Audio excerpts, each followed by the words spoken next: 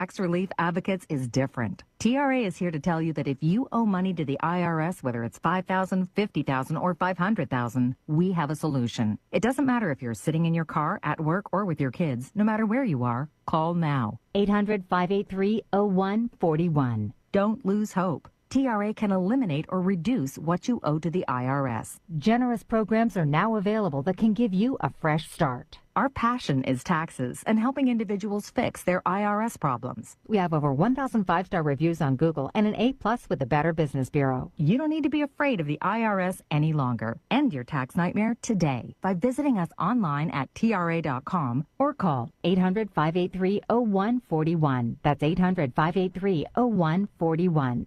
Tax Relief Advocates, real solutions for real people.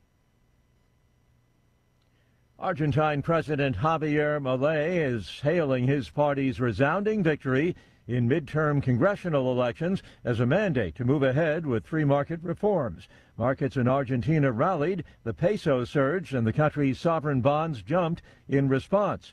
The chronically depreciating Argentine peso, which international investors and Argentine depositors were dumping in droves just last week, a hedge against a Milei defeat, soared more than 10%, trading at over $1,300 per dollar on Monday. The price movement signaling investors recovering confidence after Milei's win.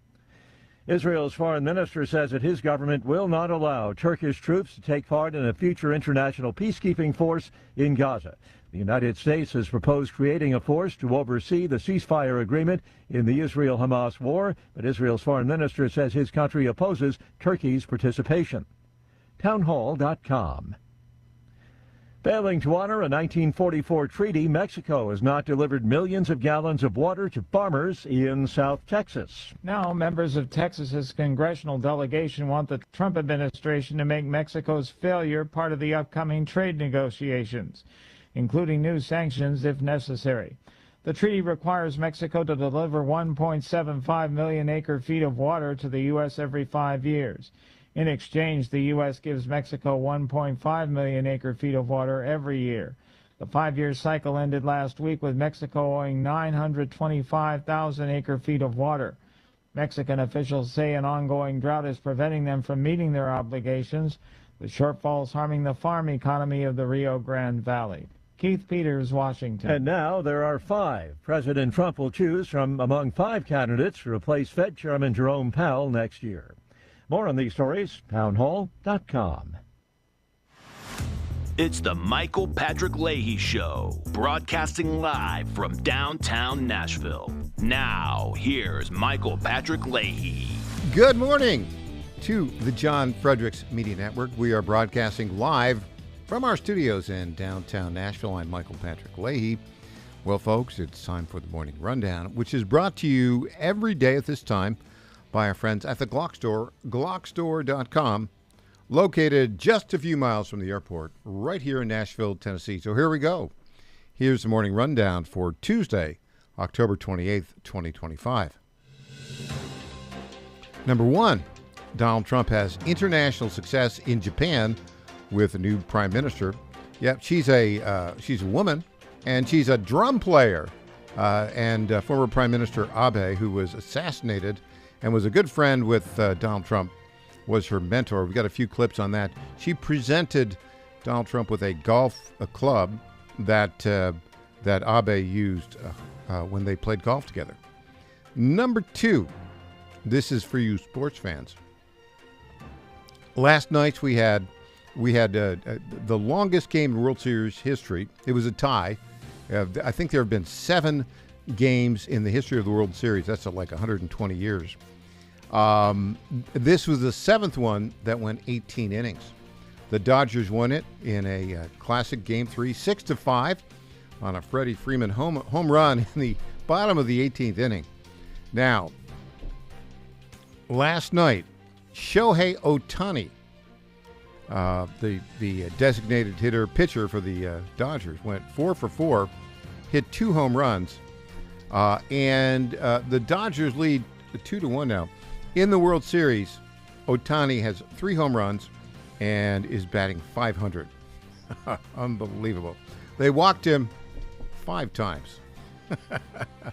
5 times they walked him. How about that? Number 3, we've got a New York City mayoral race. A new poll is in. Mamdani leads Cuomo by 10 points, 44-34. Curtis Lewa down to 11. We have 1 week to go. And, it looks like we're going to have a Muslim Marxist from Manhattan as the mayor of New York. But we'll see how that all plays out. Number 4, here in Tennessee, Donald Trump endorsed Andy Ogles for re-election. He's a Republican in the 5th Congressional District. That includes, 6 counties in Middle Tennessee, parts of Davidson in that. But his challenger, Charlie Hatcher, who says he's pro-Trump, is not dissuaded, apparently, by the Trump endorsement. He's going to hold a fundraiser next week. We're trying to get a hold of Charlie, get him in the show, say, okay, Charlie, you say you're pro-Trump. Trump has said you're not the guy, and you're still running. What's your plan? We'll see. He says he'll be more effective than Andy. I don't know. Trump thinks he's pretty effective. So we'll see. But Charlie, come on in. Let's talk. Number 5, we can't get away from it. More Kilmar Abrego Garcia news. The Department of Homeland Security says we are deporting him to Liberia by Friday if an Obama-appointed judge lifts her current injunction. We'll talk with, at the bottom of this hour, we will talk with Tom Pappert about that story. Number 6, the Tennessee Teachers Union put out a press release yesterday. They have surveyed their members about how to fix public education. Here are the highlights. Number 1, they want more time off for teachers and no annual performance review for teachers. Well, that'll work, won't it? No mention of any plan to improve the dismal reading, writing, and math scores of K-12 students in the state. No mention at all. I would think that would be like your number 1 priority, wouldn't it? It would be for me. Number 7, E.J. Host in the House in hour 2.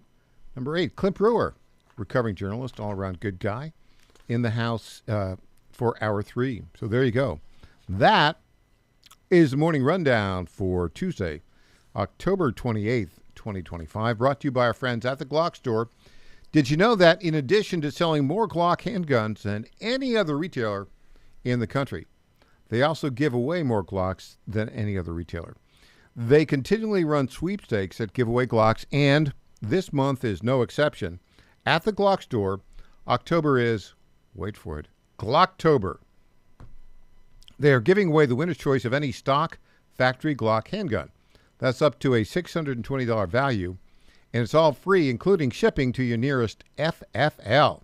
Now, the easiest way to enter is just to buy one of the GS limited edition pumpkin-themed stickers or patches. You'll then be automatically entered into the sweepstake, 1 entry per sticker and 2 entries per patch. There's complete information, as well as a no-cost entry method, on the Glocktober giveaway page at glockstore.com/GG. That, of course, all comes from our good friend, the founder and CEO of the Glock Store, Lenny McGill. It's not enough that he's known all over the world as that Glock guy. Now he's getting known as that Glock giveaway guy. If you've always wanted a Glock, and especially a free Glock, visit glockstore.com today. So there we go. All right. Donald Trump. It's interesting. Donald Trump is, I want to give a heads up here. I'm probably going to ask for a clip from Chuck Schumer in this section. But we're going to start with Trump in Japan. So we'll go clip 11, 4, and 2. So let's start with Donald Trump introducing the Prime Minister of Japan to, I think, some of Americans' sailors on a ship docked in the Bay of Tokyo, I think. Clip 11. But we're also very honored to be joined by hundreds of our incredible Japanese partners, and they are incredible. Thank you very much. Thank you.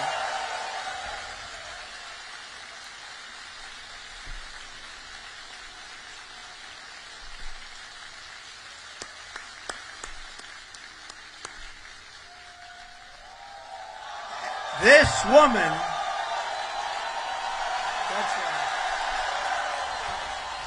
This woman is a winner. So, we've become very close friends all of a sudden because their stock market today and our stock market today hit an all-time high. That means we're doing something right. But the cherished alliance between the United States and Japan is one of the most remarkable relationships in the entire world. Really, there's never been anything like it. Born out of the ashes of a terrible war, our bond has grown over 8 decades into the beautiful friendship that we have. It's a foundation of peace and security in the Pacific. You see it? So on behalf of all American sailors stationed in this beautiful country, let's hear it for our allies and the Japanese self-defense forces and all of the Japanese people that we love and respect. And I have such respect for Japan and the country, and now I have a really great respect for the new and incredible Prime Minister. And I have to say this, the first female Prime Minister in the history of Japan. Madam Prime Minister. She seemed pretty happy there. Yeah. Say a few words. Thank you, Mr. President, and thank you all.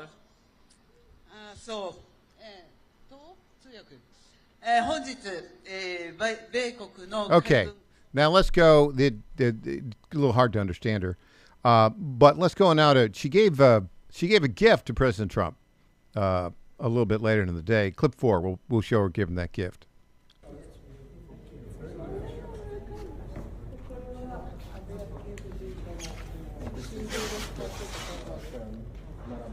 Well, okay, so it works better visually than audio. She's basically, this is a golf club that the assassinated Prime Minister Abe used, and she's gifted it to President Trump. Okay, let's go quickly. Clip 2, let's get this in. Chuck Schumer complaining about what the president's doing overseas. Here we go. Starting this Saturday, tens of millions of Americans face the specter of financial crisis, all while Donald Trump is dancing on the tarmac in Malaysia. Donald Trump may be having a nice time abroad, but people here at home are dreading open enrollment. Okay, so, I mean, this is ridiculous. He's doing a great job overseas as President of the United States, and now Schumer's saying, oh, there's going to be no more money for SNAP benefits. Well, you can fix that. Just hold a vote and get to 60 votes. Back with more after this. I'm Michael Patrick Leahy.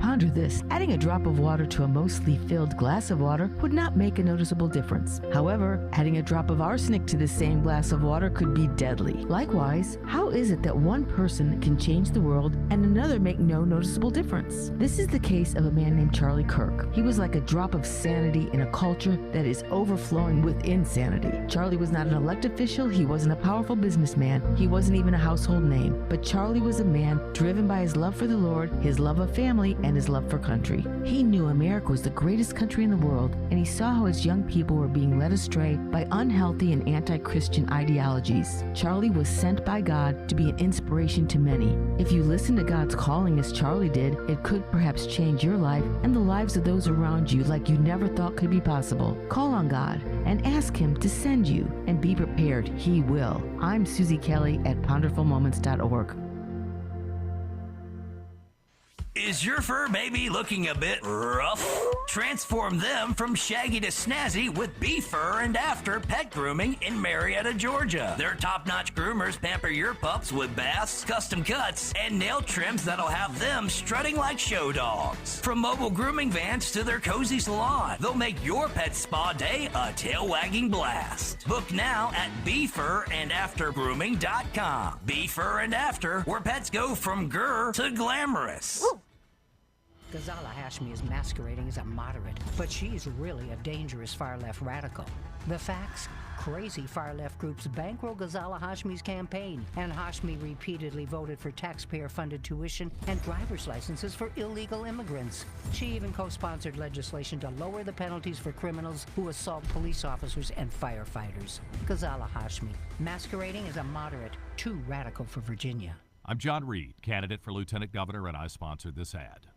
Have you looked at your power bill lately? Electricity prices are at all-time highs, and they're only going up. Even worse, power outages are becoming more and more common. In fact, according to the Department of Energy, blackouts could increase 10,000% over the next few years. If you don't have a backup generator for your home, it's time to get one. But gas generators, they're loud, high maintenance, and they produce dangerous exhaust fumes. The Grid Doctor 3300 solar generator from My Patriot Supply is different. It's whisper quiet, requires no fuel, and it's safe to use indoors. Yet, it delivers enough power to run almost anything in your home. Best of all, you can get a Grid Doctor 3300 for $0 down and as little as $104 a month when you shop at MyPatriotSupply.com. That's right, 3,300 watts of backup power delivered to your door for as little as $104 per month. See the page for more details at MyPatriotSupply.com. That's MyPatriotSupply.com. I'm Lenny McGill, founder and CEO of GlockStore.com. For over 30 years, I've supported the Second Amendment rights of free men and women to protect themselves and their families with firearms. We offer the very best in both selection and prices on Glock handguns, custom Glocks, Glock magazines, and high-performance shooting accessories at GlockStore.com. We also have the finest retail showroom and our Shoot 270 shoot rooms right here in Nashville, Tennessee. Come visit us at GlockStore.com, and you'll be glad you did. This is State Senator Mark Pody. Government is limited to what it is supposed to do. One of the things that is critical that we're supposed to be working on is transportation. Here in Middle Tennessee, our roads need more help. As your state senator, we are focused on getting more money reoccurring without a new tax increase for our roads here in Tennessee. This is State Senator Mark Pody. Paid for by Campaign for Mark Pody, Christina Hibden, Treasurer. Now more than ever, President Trump needs battle-tested conservatives fighting alongside him to save our country. That's why Trump endorsed Matt Van Epps for Congress. West Point grad, 9 combat tours, decorated Army vet. Matt Van Epps has devoted his life to defending America and the conservative values we cherish. Endorsed by Trump, fearless conservative, Tennessee's Matt Van Epps for Congress. School Freedom Fund is responsible for the content of this ad. Welcome back to the Michael Patrick Leahy Show. Now, here's Michael Patrick Leahy. Welcome back to the Michael Patrick Leahy Show. Well, one of the themes of our show today is that there is no more Democrat Party of the kind that you and I knew, 10 years ago, 20 years ago. Now, basically, it's the Communist Party of America, the Neo-Marxist Party of America, and they're using the Democrat tagline and all the infrastructure for Democrats. Interestingly enough, you cannot have a conversation with any of the Democrat leaders because they're just so full of it, and they're so filled with hatred for Donald Trump. Case in point, we're going to play some clips here about Democrats calling Trump Hitler. We'll start off with Nicole Wallace, one-time Republican, on MSNBC. And, let's just play this series of clips. Got a little bit of musical interlude here, too, as well. Clip 1. I haven't suggested that Donald Trump is Hitler. I wouldn't say I don't that. think any Democrat has. I actually... It is deeply troubling and incredibly dangerous that Donald Trump would invoke Adolf Hitler, the man who is responsible for the deaths of 6 million Jews. How can you possibly compare what happened in Germany in World War II to what's going on here in the United States? Well, we're talking about the death of a constitutional republic. That's what happened in Germany in 1933, 1934. And we're seeing today that you've got an administration in Washington that's ignoring court orders. And this rogue Department of Justice going out to do the bidding of this Timu Hitler. I don't even know what to call him. I've called him so many things, but this wannabe Hitler for sure. Trump actually reenacting the Madison Square Garden rally in 1939 that neo-Nazis, fascists in America. Donald Trump's got this big rally going at Madison Square Garden. There's a direct parallel to a big rally that happened in the mid-1930s at Madison Square Garden. And don't think that he doesn't know for 1 second exactly what they're doing there. You stand by the comparison, though, to a Nazi rally? Look, the rally, you saw it for yourself. I'll let the American public make the decision of what they saw. What about you, though? So I know what I saw, and I'll just leave it at that. I compared the rhetoric that the president has employed to rhetoric that you might have heard during the Third Reich. Calling human beings an infestation is something that we might have expected to hear in Nazi Germany. Is that not going too far to make a comparison between the President of the United States and the Nazis? Find me a better analogy. Yeah, okay, so they're all calling them Nazis. And now, J.B. Pritzker, look, we've got the governor of Illinois. Oh, my goodness. We've got more from him calling Trump Hitler. Let's play clip 15. Suggested that Donald Trump is Hitler. The dangers that we saw in Nazi Germany are the dangers that we need to react to now. Well, I think everybody understands that at this point we've got an authoritarian in office. It doesn't take very long to tear apart a constitutional republic. Indeed, the Nazis did it in 53 days. That's not the country we live in. You shouldn't have to walk around with papers the way that they did in the early days of Nazi Germany. I do not invoke the specter of Nazis lightly. I'm watching with a foreboding dread what is happening in our country right now. A president who watches a plane go down in the Potomac and suggests without facts or findings that a diversity hire is responsible for the crash. The authoritarian playbook is laid bare here. How can you possibly compare what happened in Germany in World War II to what's going on here in the United States? Well, we're talking about the death of a constitutional republic. That's what happened in Germany in 1933, 1934. And we're seeing today that you've got an administration in Washington that's ignoring court orders. This is literally... Okay, so, this ignoring court orders this is all a made-up concoction. It was all part of a plan. It had to do with the Kilmar Brico Garcia and the Tren de Aragua stuff, and they jammed it through, and the verbal order from the judge saying don't send these planes out that was given as half of the planes were already gone and wasn't a written order until the following morning. Just all a bunch of lies. Now, speaking of lies, Kathy Hochul, the governor of New York City, of New York State, was at this rally in New York City yesterday, or over the weekend rather, where basically the crowd was chanting, tax the rich, tax the rich, tax the rich. The bucktooth bandit from Buffalo, the bucktooth Botox bandit from Buffalo, that's what we call Kathy Hochul. She endorsed the Muslim Marxist from Manhattan, Mondani, you love all those alliterations, don't you? For mayor of New York City. As she was speaking, the crowd of 13,000 or so chanted, tax the rich, tax the rich, tax the rich. And we'll play the clip of her saying, well, is that what they're saying? And then we'll play the chant as well. Let's play clip 9A. I thought they were saying, let's go Bills. I wasn't sure. When you're up there, I heard some noise. I heard a lot of cheers. But later on, it became clear to me that I know there's passion for that. I went in there as the leader of the Democratic Party, whose job it is to unify behind the Democratic nominee. I love the energy out there. I told them that. And I want to do is bottle all that up, use it in a few days, but take that to Long Island and the Hudson Valley and make... Yeah, okay, so let's think about this for a moment.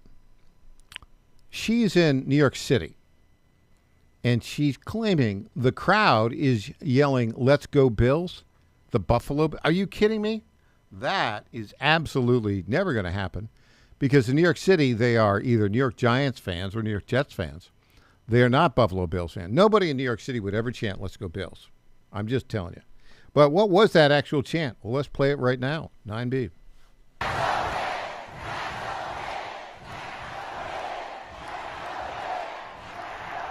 Okay, that sounds pretty clearly tax the rich, doesn't it? That's what it sounds like to me. Okay, let's go forward to a different clip. Let's jump forward to clip number 6.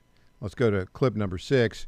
On Laura Ingraham last night, You had Mark Meadows, former chief of staff under Trump 1.0 for Donald Trump, and our good friend Riley Gaines, Riley Gaines is something. She's really smart, and very gracious, and very much on point.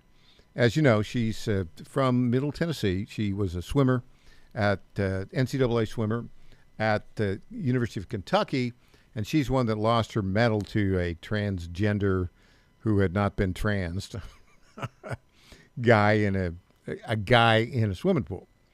Okay, so here's what she had to say about the Democrat Party last night on Laura Ingraham, clip 6. The Democrats are remaking their party into a socialist party. Do you think that any of the old school Democrats have the mojo, Riley, to kind of try to reform this from within, or are they all cowed? Well, honestly, Laura, I don't think there is such thing as the old school Democrats anymore. I mean, think about it. Tell me a moderate Democrat at any level, local, state, or federal. I mean, seriously, try and tell me one. Senator Fetterman is the most sane Democrat in Congress, and there's not even a close second. People like Mamdani, AOC, Crockett, those are the leaders of the Democratic Party now. That's who calls the shots. And who gets the short end of the stick here? We do.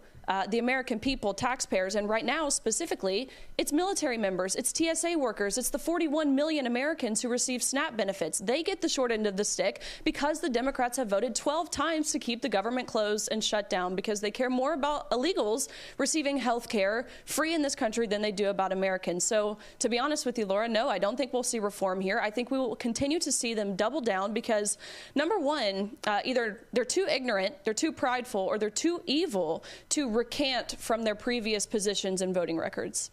Boy, she kind of nails it, doesn't she? And look, let's just say this. At the national level, she's right. The only Democrat who is not a crazy person is the guy who had a stroke that almost killed him, the Senator John Fetterman. And thank goodness he's recovered from that, but from Pennsylvania. And then there's one other Democrat who's not crazy, the mayor of the city of Memphis, Paul Young, who's been working with the National Guard and FBI to make Memphis matter, as State Senator Brent Taylor says. So there you go. When we come back, I know you'll love it.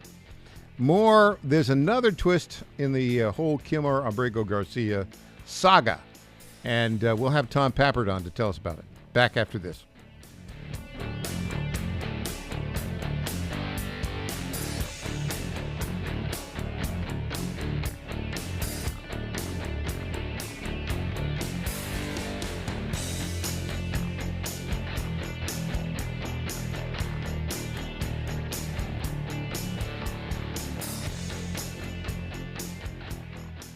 Now more than ever, it's imperative to support companies that share our conservative values. That's why I can't be more excited to tell you that I've switched my family to Patriot Mobile. Patriot Mobile is America's only Christian conservative wireless provider. When you switch to Patriot Mobile, you shift your support away from the leftist, woke, progressive agendas of Big Mobile. Patriot Mobile's wireless service works perfectly and seamlessly as you go about your lives with exceptional nationwide coverage that uses the same towers the main carriers use. Patriot Mobile donates a portion of every dollar earned to causes you care about, to organizations that fight for religious freedom, First and Second Amendments, sanctity of life, and the needs of veterans and first responders. Patriot Mobile has plans to fit any budget, along with great discounts for our veterans and first responder heroes, as well as multi-line users. Switching is easy. Just go to patriotmobile.com/Godzilla or call their U.S.-based customer service team, 972-PATRIOT. That's 972-728-7468. Use offer code Godzilla for free activation. Did you ever stop and think, why do the wealthy pay less taxes than we do? One reason, they take full advantage of the IRS tax code. Today's tax code is over 2 million pages. Who can read that? Remember the 2016 debate with Hillary Clinton? When asked why he doesn't pay more taxes, President Trump had the perfect answer. He said, if you don't like the current tax code, change it. I follow the very laws that you wrote. That's where Julio Gonzalez and his company, Tax Engineered Services, comes in. Julio's team looks at your taxes after they're done, but before you file them with the IRS. He doesn't get between you and your accountant. He reviews your taxes, makes his recommendations, and only gets 5 to 10% of what he saved you. No money up front, no cost. It's tax literacy for MAGA. He also sees what grants you may qualify for. For more information, text ETS to the number 26786. That's ETS to 26786. Text now. If you plan on voting for the Republicans in Virginia in November, vote early. That is the key to victory. Let's hear what Governor Youngkin has to say. We have to get the vote out, and you have to vote early. Something could happen on Election Day, and you will miss it, and we can't afford to miss it. SecureYourVoteVirginia.com is ready to help you make a plan to vote early. Get out and vote. Every single vote counts. Go to SecureYourVoteVirginia.com and make a plan to vote early. Early voting is underway. The time to vote is now. Paid for by Spirit of Virginia. Is your pet ready for some possum fun? At Creekside Pet Hotel in Kennesaw, every day is a tail-wagging adventure. Whether they're romping with friends in day camp, enjoying a staycation in our cozy boarding, or getting pampered in our luxury spa, we make sure every furry guest gets the royal treatment. Happy pets, wagging tails, and the best care. What more could they ask for? Book your pet's perfect getaway today at CreeksidePetHotel.com or give us a call at 770-422-4700. My fellow Americans, I have to tell you about my good friends at D.T. McCall & Sons. They have furniture and appliances and a lot more. They've been family-owned in Middle Tennessee for over 100 years, and they're not going to rip you off. No hidden charges, no delivery charges, no charges for all of the crazy things. These are sick people at the lumber yards. These are very sick people. They charge you for cords and hoses and haul off. They charge you for all of these things. They call them hidden charges. It's the type of surprise that you don't want to see. It's like an October surprise, but it's worse.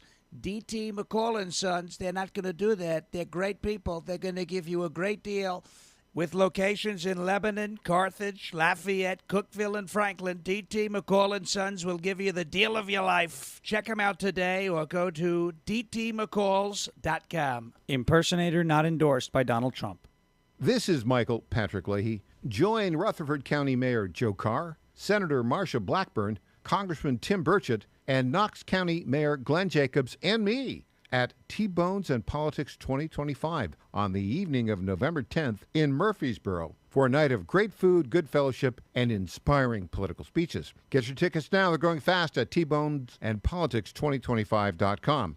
This is a great annual event. This year, musical entertainment will be provided by the Tremolo Honey Band. If you haven't heard them before, they are absolutely fantastic. This special event is sponsored by Barrett Firearms, Old South SRM, Moody Excavating, Azure Flight Management, and SEC Engineers. So go right now to tbonesandpolitics2025.com and get your tickets for T-Bones and Politics. It's an evening of great food and fun on November 10th. I'll see you there. Paid for by Joe Pack, William Ronsley, Treasurer. I flew 9 combat tours taking out terrorists. Matt Van Epps, America First warrior. When my Chinook took enemy fire, I kept her in the air, got our guys, and completed the mission. Matt Van Epps, American hero. Now I'm on a new mission to help Trump save America. I'm Matt Van Epps. I approve this message because I know what to do with terrorists. So these woke wannabes in Washington better take cover. Matt Van Epps, the conservative warrior Trump needs. Paid for by Matt Van Epps for Congress.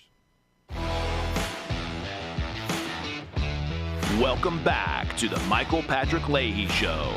Now, here's Michael Patrick Leahy. Welcome back to the Michael Patrick Leahy Show. We welcome to our Zoom Newsmaker line right now the lead political reporter at the Tennessee Star and the Star News Network, the one, the only Tom Pappert. Good morning, Tom. Good morning, Michael. Well, Tom, yet another Kilmar Abrego Garcia story. They just won't stop. And I guess, we need to put, when we do the Kilmar Abrego Garcia stories, he's the, quote, Maryland man, the illegal alien who was deported properly to El Salvador because the final order of deportation had a withholding of removal to Guatemala. The courts got it all wrong. We broke the story that he was stopped on an alleged human smuggling operation in November 2022. Biden-era FBI said, let him go. When we reported that story, they brought him back. He faces human smuggling charges in criminal court, in the federal district court here in Middle Tennessee. Meanwhile, his very expensive attorneys, and I think we got to get the legal fees to protect and defend Kilmar Abrego Garcia has got to be up to like $11 million now. We got to have a ticker, How much money is being spent to keep Kilmar Abrego Garcia in the United States, even though he's being detained right now? And clearly, Tom, this is a political move by the left to stop deportations. And he's like, the tip of the spear on all that. That's a long way to get to this. Tell us what the latest is about Kilmar Abrego Garcia. What's DHS saying? What's the judge saying? Will he be deported by Friday? Well, Michael, of course, there's developments in the immigration case. There's developments in the criminal case. Kilmar Abrego Garcia is once again, for better or worse, the man of the hour in this country. So yesterday, after the DOJ informed the court in Maryland that the DHS had selected Liberia as the country to deport Abrego Garcia, and Liberia accepted him, Abrego Garcia, of course, filed his notice saying that he has expressed fear of persecution or torture if deported to Liberia. So the judge called both parties into the courtroom for a virtual hearing last minute. It lasted maybe an hour and a half. Keep in mind, the last one that she called went 7 hours. And in this hearing, Abrego Garcia's attorneys once again expounded about how it's all simply not fair. Apparently, their client had a reasonable fear interview scheduled for the same day as Zenas' hearing, and this just was unacceptable to the judge. Well, at the end of the hearing, the DHS and DOJ essentially confirmed that Abrego Garcia could be deported as soon as Friday, but that they will not violate her August 25 injunction, which, of course, blocked them from deporting Kilmar Abrego Garcia at all. That, in my opinion, is why they hadn't been moving forward with this Liberia plan or any other plan, because the judge expressly told them not to. So today we're going to see new arguments filed. And get this, Michael, remember we told our listeners a month or so ago that this could all be resolved as early as October 6th. Well, just this morning, a new calendar has been submitted. This could now be resolved as early as November 24th. Okay, so they're kicking the can down the road. The judge, I'm trying to figure out what is the legal basis that this Obama-appointed judge has used to set forward the claim, the injunction to prohibit his deportation. I mean, he's gone through the immigration hearing, the deportation hearing in 2019. And the judge said, yeah, you need to be deported. And they had a withholding of removal saying you can't be deported to one country. The judge said Guatemala. Everybody else is claiming it's El Salvador. Okay, that aside, he can still be deported under immigration law. What on earth is the claim that the judge is advancing here on behalf of Kilmar Abrego Garcia? Now, this is a hard one to understand, and I actually had to just drill down the other day to figure this out myself, because I was thinking, well, what on earth is her problem if they have Liberia? She needs to make a decision as to whether he should remain in custody or not and then release him.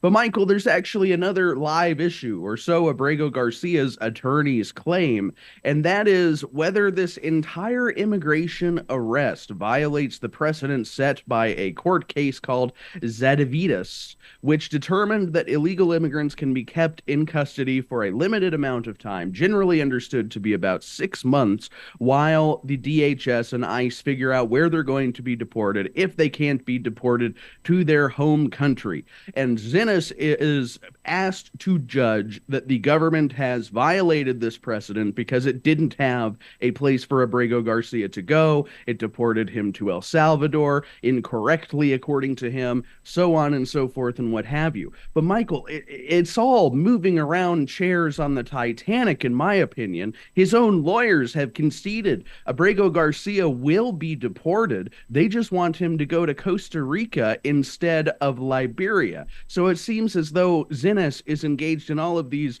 really academic and performative arguments, as you said, in a bid to slow down the immigration system to rebuke President Donald Trump and the millions of Americans who voted for him, by the way. So now the latest this morning is they've moved the deadline to November 24th. Does that mean that she will not lift the injunction prior to November 24th? That is correct. Well, it could be any time between the 18th and the 24th is when they will hold a hearing. Zinnes will hold a hearing to hear both sides on whether or not this injunction should be lifted.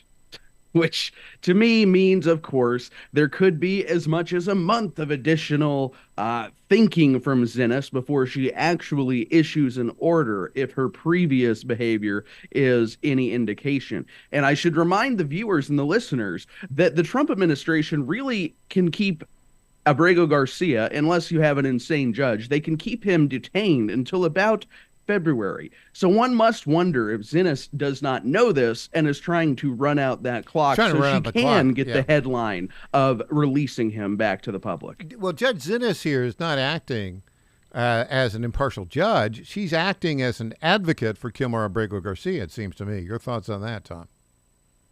It seems to me that all of these Obama-appointed judges are doing exactly that. They're not an impartial judge. They're a secret member of the defense counsel. And frankly, the DOJ seems to know this, as evidenced by the fact that they have to keep bringing new lawyers into this case with Zinnes. Just yesterday, a brand new lawyer whose name I'd never seen before was arguing on behalf of the government. And I think he did a fine job. But frankly, I think that Zinnes is such a, this is my opinion, toxic personality that they can only keep a lawyer in this position for so long before she just starts screaming no at them until they're, again, off the case.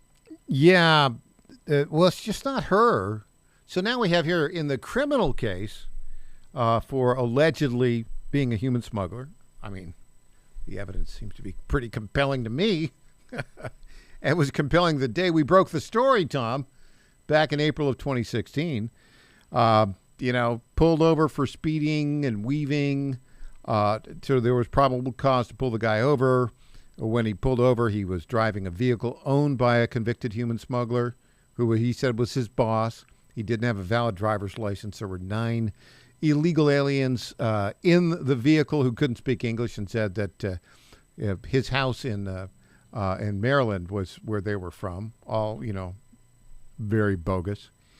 So now the judge here in Middle Tennessee, Waverly Crenshaw, has said the Department of Justice and administration officials cannot say bad things about Kilmar Abrego Garcia. Tell us about that. Well, specifically, individuals like Attorney General Pam Bondi, DHS Secretary Kristi Noem, and other top cabinet officials, this district court judge in Tennessee, another Obama appointee, Judge Waverly Crenshaw, ruled yesterday that they have been making prejudicial statements in violation of a local court rule in the Tennessee Middle District Court system, and now they could be held or they could impose sanctions against the government for the words of Secretary Noem, Attorney General Pam Bondi, and other cabinet officials. This ranges from Todd Blanche, Tom Homan, the whole cast of the Trump administration. And it really seems to me that this Obama-appointed judge, Crenshaw, he must read the news very closely, Michael, because every time there's a bad story for Kilmar in the state of Maryland, he comes out of nowhere in the clutch and manages to give him a good headline in the state of Tennessee. Something that I've observed. Well, yeah, the other thing about this is that's a District Court of Middle Tennessee rule. But to me, it seems like the statements being made by the Attorney General are simply stating the allegations. It seems to me the Attorney General should have the right to state the allegations of the case. I'm going to look into those local rules because it sounds a little weird to me, Tom. All right, when we come back, you want to turn the page to a political story because it seems like every day there's a new Kilmar Abrego Garcia twist and turn. Now some Tennessee politics with Tom Pappert. Back after this.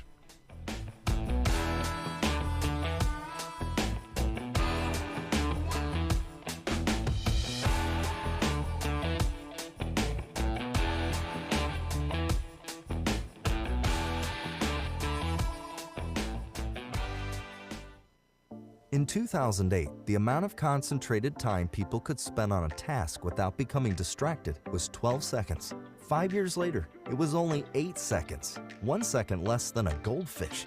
If you're often distracted or have trouble recalling information, you're likely to fall behind in the demanding, fast-paced 21st century.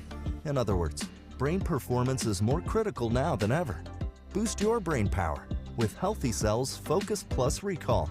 Science-backed nootropics to help you sharpen focus, concentrate longer, enhance recall, improve mental speed, learn rapidly, and be more alert. It's a pill-free brain supplement made with maximum absorption ingestible gel technology, designed to feed your brain at the cellular level. Take it for a test drive. Go to healthycell.com and use code GODZILLA for 20% off your first order of Focus Plus Recall. That's healthycell.com, code GODZILLA for 20% off. 1775 Coffee is giving away free starter kits. Try the dark or medium roast coffee with longevity blend, an infused blend with anti-aging supplements clinically proven to reduce biological age. When you purchase the first 2 bags, you'll receive a free 1775 starter kit, including a third 16-ounce bag of coffee, a matte black tumbler, a frother, a gold scoop, or a reusable K-cup filter. Just order now at 1775coffee.com/Godzilla and claim your free 1775 starter kit while supplies last. Ghazala Hashmi is masquerading as a moderate, but she's really a dangerous far-left radical.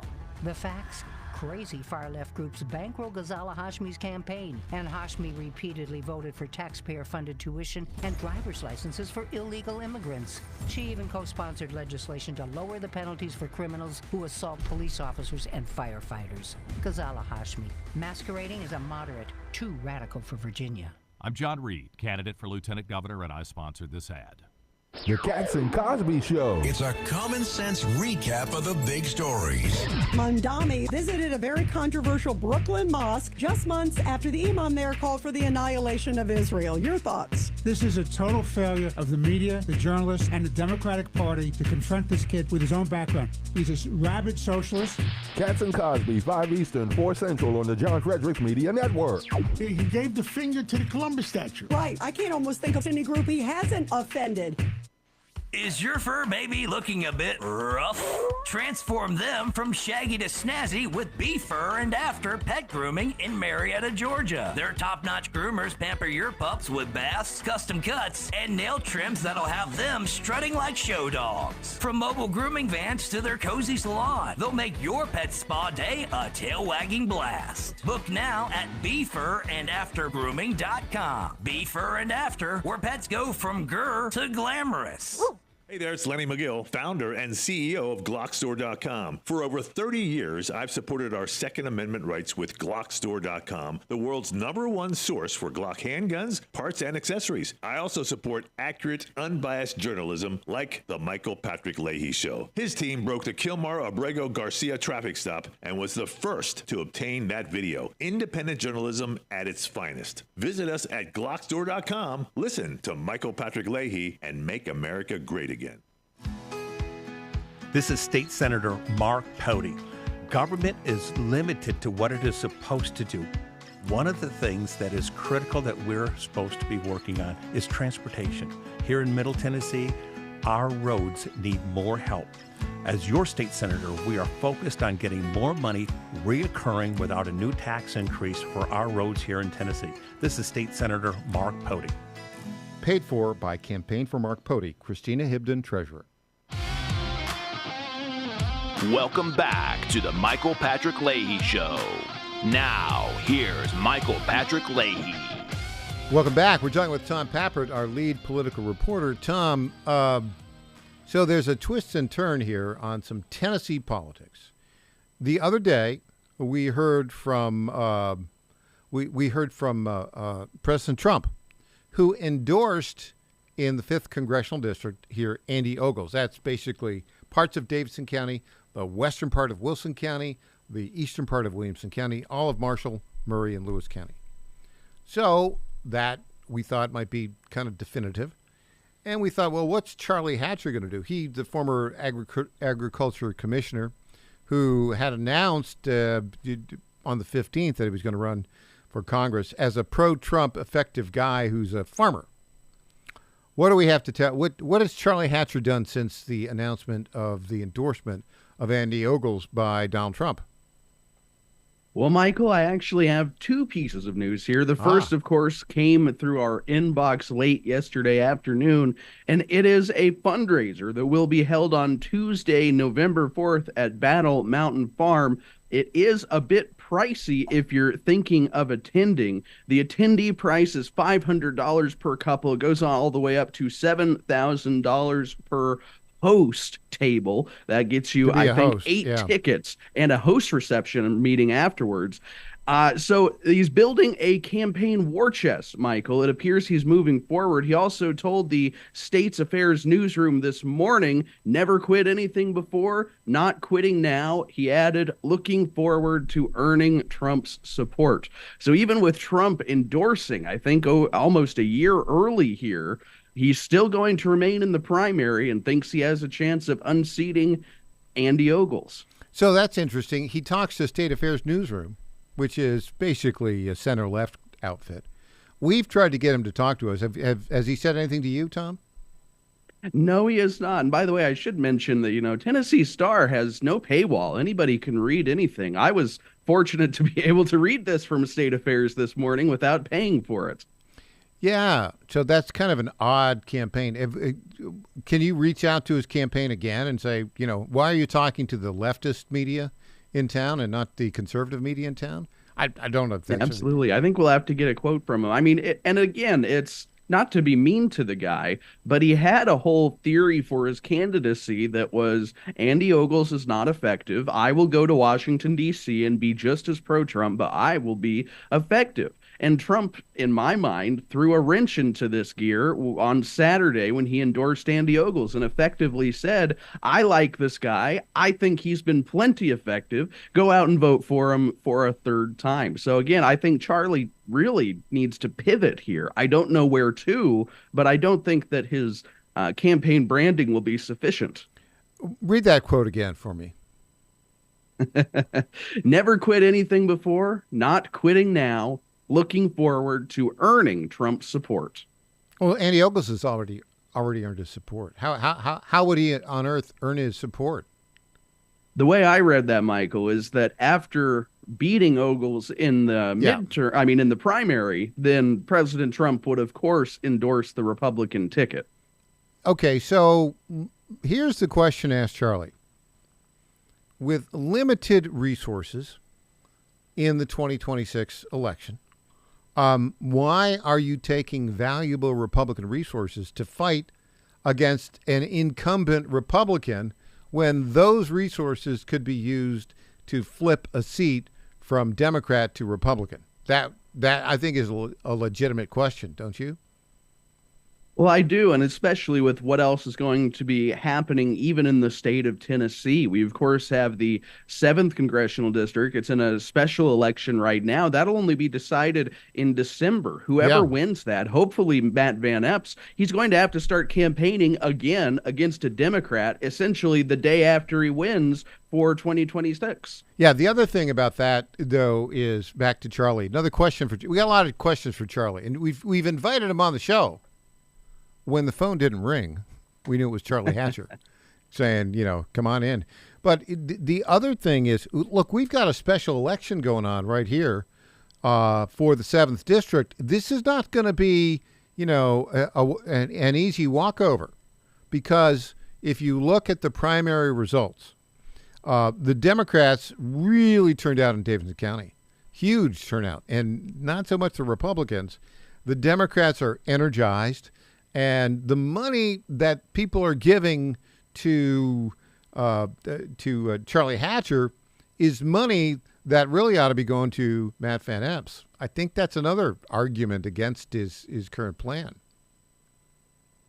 Well, I tend to agree. And look, by the way, at how effective Andy Ogles has been at carrying the 5th congressional district for Republicans without a lot of money. It's one of the knocks against him that he's not a prolific fundraiser. But look at what the man does. He'll have less than $100,000 in the bank and he'll win by 15 points. I think that the guy has the district, at least in terms of the affinity the voters have for him, he has it under control, and it seems very unwise to be spending all of this money in a bloody Republican primary contest when the Democrats, the DNC chairman, Michael, said he's targeting Tennessee. There you go. Well, Charlie Hatcher, we've asked you many times to come on the show, and want to see if you can explain yourself. You talk to the center-left news outlets, but not to the conservative news outlet of the state. Charlie, come on. Here we are. Let's talk. Tom, thanks so much. Thank you, Michael. Always a pleasure. When we come back, we'll be very, very fortunate because the official guest host of the Michael Patrick Leahy Show, E.J. Haast, is in the house. Back after this.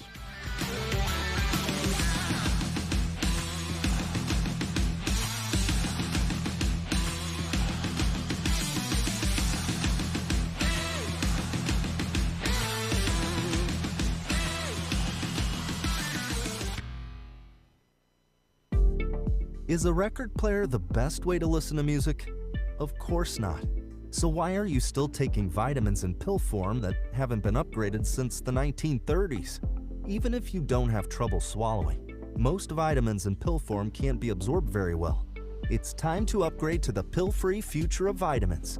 Advanced nutrition company, Healthy Cell, created a patent-pending ingestible gel that is clinically proven to have 265% the absorption rate of tablets.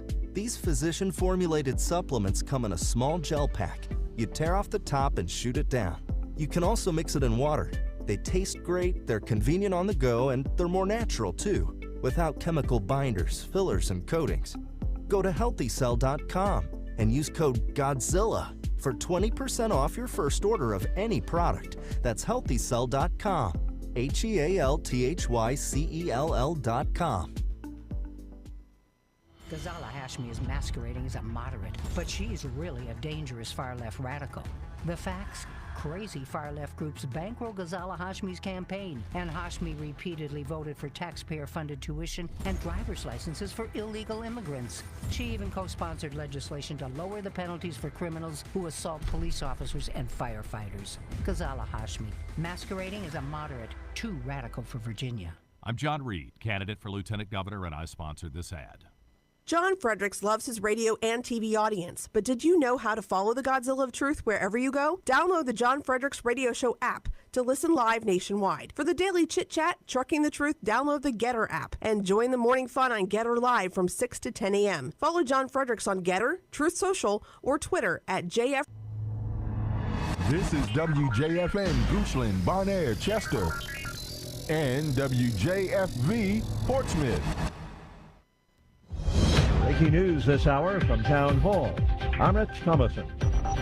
Then another U.S. attack on suspected drug runners in the Eastern Pacific. War Secretary Hegseth says the latest strikes took out 3 boats, 14 people killed, 1 survivor. First time there have been multiple strikes in a single day. Jamaica is bracing to take a major hit from Hurricane Melissa.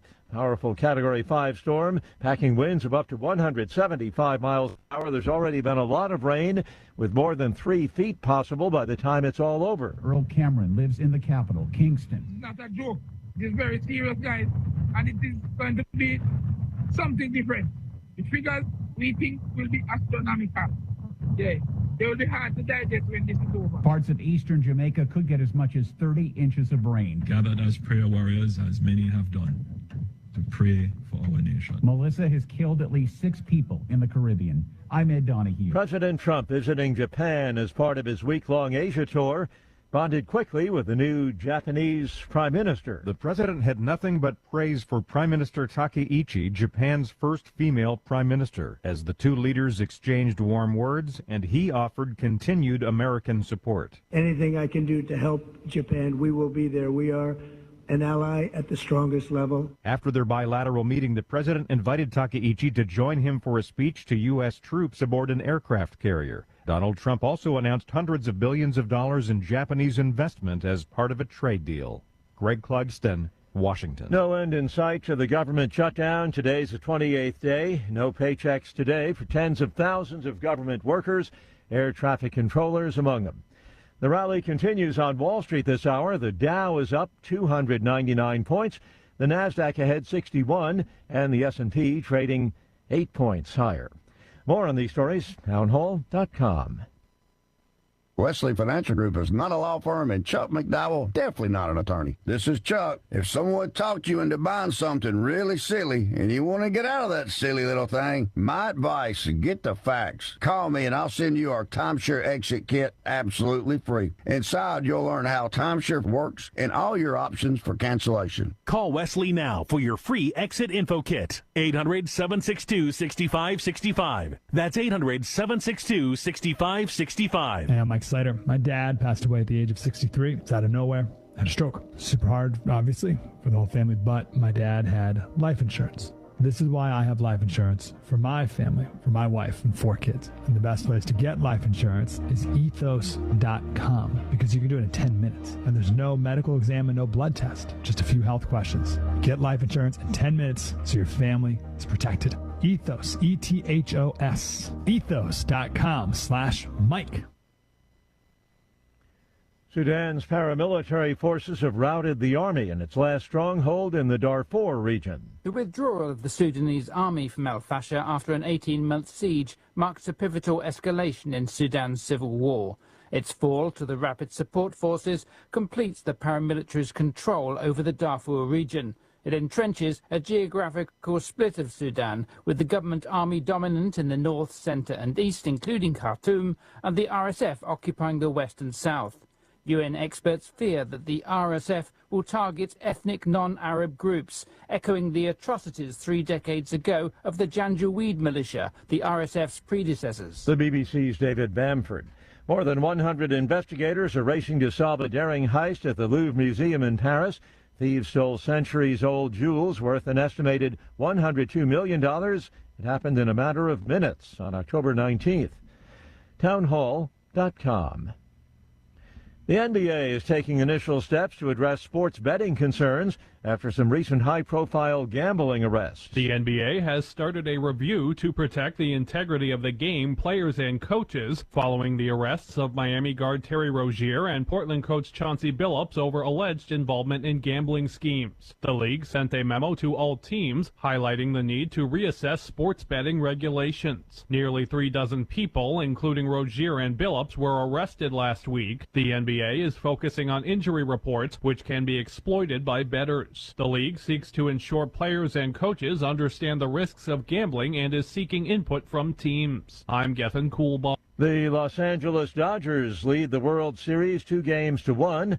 This following last night's 6-5 victory over the Toronto Blue Jays. Game 4 tonight in L.A. More on these stories, townhall.com. It's the Michael Patrick Leahy Show, broadcasting live from downtown Nashville. Now, here's Michael Patrick Leahy. And welcome back to the Michael Patrick Leahy Show. We are joined in studio by the one, the only, official guest host of the Michael Patrick Leahy Show, E.J. Haas. Welcome, E.J. Hello, hello. The world is, the Democrats are getting crazier and crazier and crazier. Is there anybody other than John Fetterman and other than Mayor Paul Young of the city of Memphis who's a Democrat who is not completely insane? I'm not sure we have any. And if they're not insane, they're liars. They're all pretending to be very stupid right now, which is just a riot. Like, oh, I've been in the Congress or I've been in Senate for 45 years or something, but I don't understand how a 60-vote threshold goes. Yeah, nonsense. Just stop it. Stop it. They're just lying. Lying through their teeth. Now, Speaker of the House Mike Johnson had something to say about this. And let's just set the table here. So right now the government is in shutdown mode. What does that mean? Doesn't mean the government stops paying everything. Members of Congress get paid. Mm-hmm. Social Security is paid. Yep. But what's not paid, air traffic controllers, Yep. federal workers of all sorts, the military, and coming up this Saturday, food stamps, SNAP benefits. Yeah. Not going to be paid. Yeah. 40 some odd million people. 43.1 million people, according to CBS, in the United States. And I say that carefully. People in the United States. Notice I didn't say Americans or American citizens. People in the United States, yeah. 43 million people are on food assistance. Mm-hmm. Why are we not trying to find the root cause of that? Because that's a lot of people. That's 1 in 8 people in the United States are drawing on the system, and the other 7 are paying for it. Why? What is that? Why is that a thing? Well, that's the broader question. The immediate question is going to be, what are those 43 million going to do on Saturday when they can't go to the grocery store and buy whatever it is they buy? I'm going to guess a lot of them are going to loot. They're going to try to steal. That's kind of a social media trend right now. Kind of sad. You see a lot of social media of various. I've seen a lot of social media with some reprobates, shall we say, who are saying, if I don't get my SNAP money, I'm going to come in and take it, and I'm going to beat you up if you try and stop me. Now, there may be some others who are asking for the SNAP money who don't fit in that category, but a lot of them do. Yeah. Yeah. And what we're finding, too, is that foreign-born peoples in the United States are by far, as a percentage of their population, a vast majority of recipients of the SNAP benefits. And so we have to start asking, it's not just a food issue. It's not just a CR issue. It's not Democrats versus Republicans. This, again, is an immigration issue. And we find that housing is an immigration issue, safety and crime is an immigration issue. And now here we have SNAP benefits being an immigration issue also. Yeah, it's related to the whole Zoran Mamdani leading the New York City mayor's race. We talked about this the other day, I think. 36% of the population of New York City is foreign-born. Yeah, yeah. Of those 36%, 62% are going to vote for Zoran Mamdani because they love his free stuff. Right. Well, it's the equivalent of, do you remember like 5th and 6th grade and you had the class president elections and you had one person who was like, I just really want this on my resume and I'm doing a good thing and I want to be the communicator between students and administrators, right? You had that reasonable kid.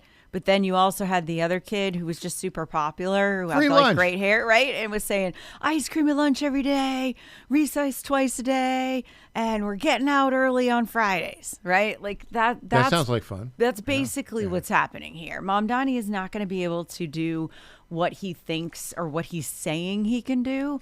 And I actually think he knows that. So he doesn't care. He wants the power. No, he wants the power. But we have to remember, too, that he's an actor. He's an actor by trade. He was in like music videos and he tried really hard to be a famous actor. We've got a lot of people like that. Think Trudeau. Think. Okay, just as an aside. Yeah. Justin Trudeau. Dating Katy Perry. They've made it official. Yeah. Ick. On both accounts. Double ick. Yeah. Not my favorite. But think about how many actors, Zelensky and Macron, these are all like theater kids, right? That are now in politics somewhere. It's kind of weird. But even Alexandria Ocasio-Cortez, she answered a Craigslist ad for an actor. I mean, that's really where all this started for her, right? So it's very interesting that Mamdani has so much support in New York City, given his history. It's actually what it tells you is what the composition of the voting base is in New York City. It's 36% foreign-born. Yep. And then you take all of the young people under 30 whose brains are full of mush, who've been indoctrinated in the public schools. And they're going to the colleges there. They're in, it's heavy, theater and music and comedy. It's these people who play pretend for a living. All of the people who play pretend for a living. It's like LA, right? New York is very similar. You've got Broadway people, you've got music people, you've got, live performances, and you've got performance arts schools by the dozens there. It's not surprising, I guess, that an actor would be able to kind of fool them. Yeah, very glib, very charismatic. He's arrogant. I find him he's so transparent, and he doesn't think he is. He's very arrogant, and he's also a big fat liar. Other than that, it doesn't matter. I mean, that's how it's devolved. Nice teeth. That's the nicest thing I can say about the guy. But that's part of it. Yeah. I mean, if you look at what do you have right now on the Democratic Party? You have a bunch of authoritarian leftists, neo-Marxists, Islamists, right, who look good and who are young and who are clever and charismatic to a degree. Sure. To a degree, right? You got Mamdani doing his shtick. You've got Alexandria Ocasio-Cortez, who actually, if you give her a scripted message, back to your actor thing, and she's not talking off the cuff, she can do well on a scripted message. Relatively well. She tries really hard, and so sometimes I think that comes off as disingenuous. But she can deliver a speech. It's funny to watch this rally in New York City. Where you got Bernie Sanders yelling and doing the oligarchy. Yeah, he's been doing that since he was a kid. Yeah, University of Chicago student. So you've got him, who fits the part, and then you've got Alexandria Ocasio-Cortez, who fits the part, and you've got Mamdani, who fits the part. Sure. Then, all, by the way, very wealthy people. Yeah. They're all wealthy, and then you've got, as our friend Sean Farash says, the bucktooth Botox bandit from Buffalo. Oh my goodness! You like that? Is that the first time you've heard that? Yes. You knew who it was. I Kathy did. Hochul. As soon as you said it, yes. But she doesn't fit. True. She's just an old style. What she is an old style a political hack from old liberalism who's trying to morph into the new neo-Marxism. You know who does that too is the one from Detroit, Gretchen Whitmer from Michigan. Yeah. Also tries to do, they wear like black leather jackets and try to look cool. But again, it's inauthentic, and I think people see through that. When we come back, we will hear from Speaker of the House, Mike Johnson.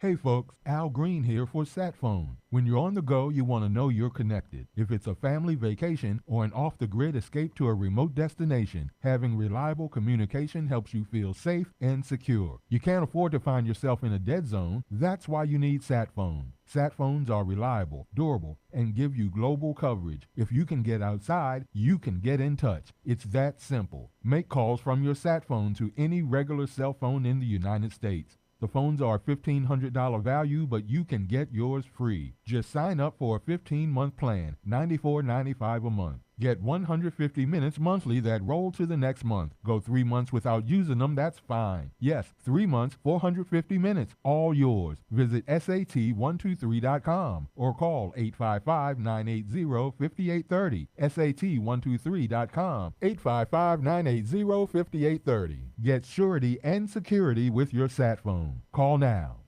Ghazala Hashmi is masquerading as a moderate, but she's really a dangerous far-left radical. The facts?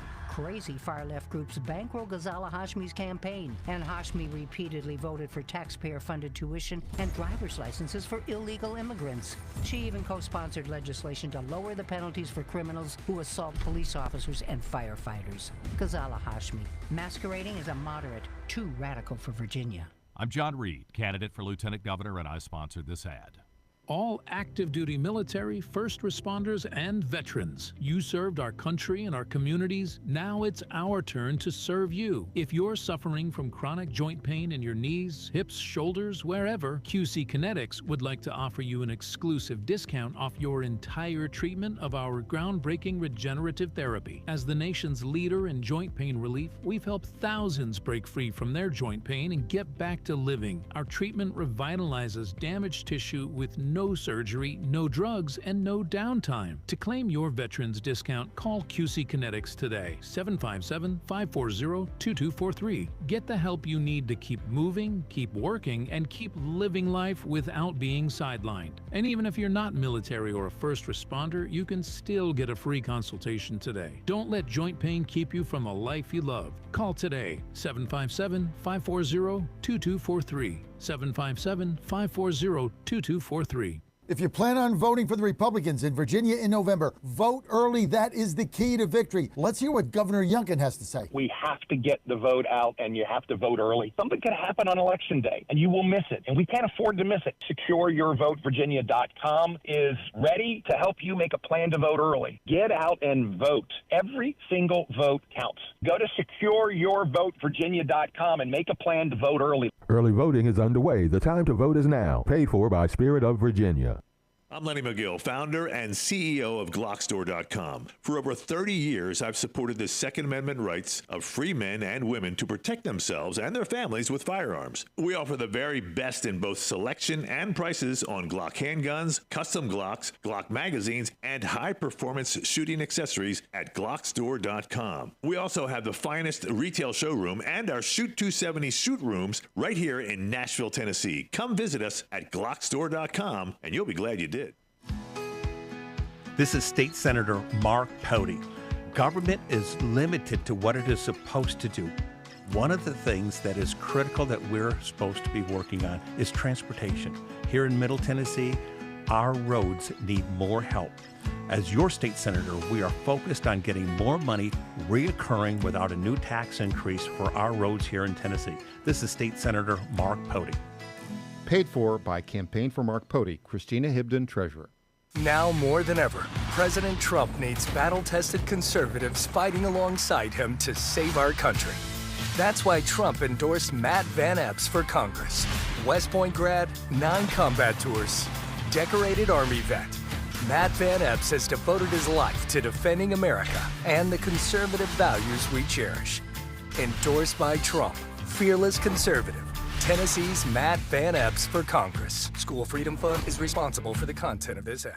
Hi, everyone. EJ Host here, founder of the Digital Footprint Management Agency and frequent guest on the Michael Patrick Leahy Show, here to tell you about GetFoundEverywhere.com. Customers are searching for your business everywhere. Google, Apple Maps, TikTok, and new AI platforms like ChatGPT and Gemini, which is a total disruptor.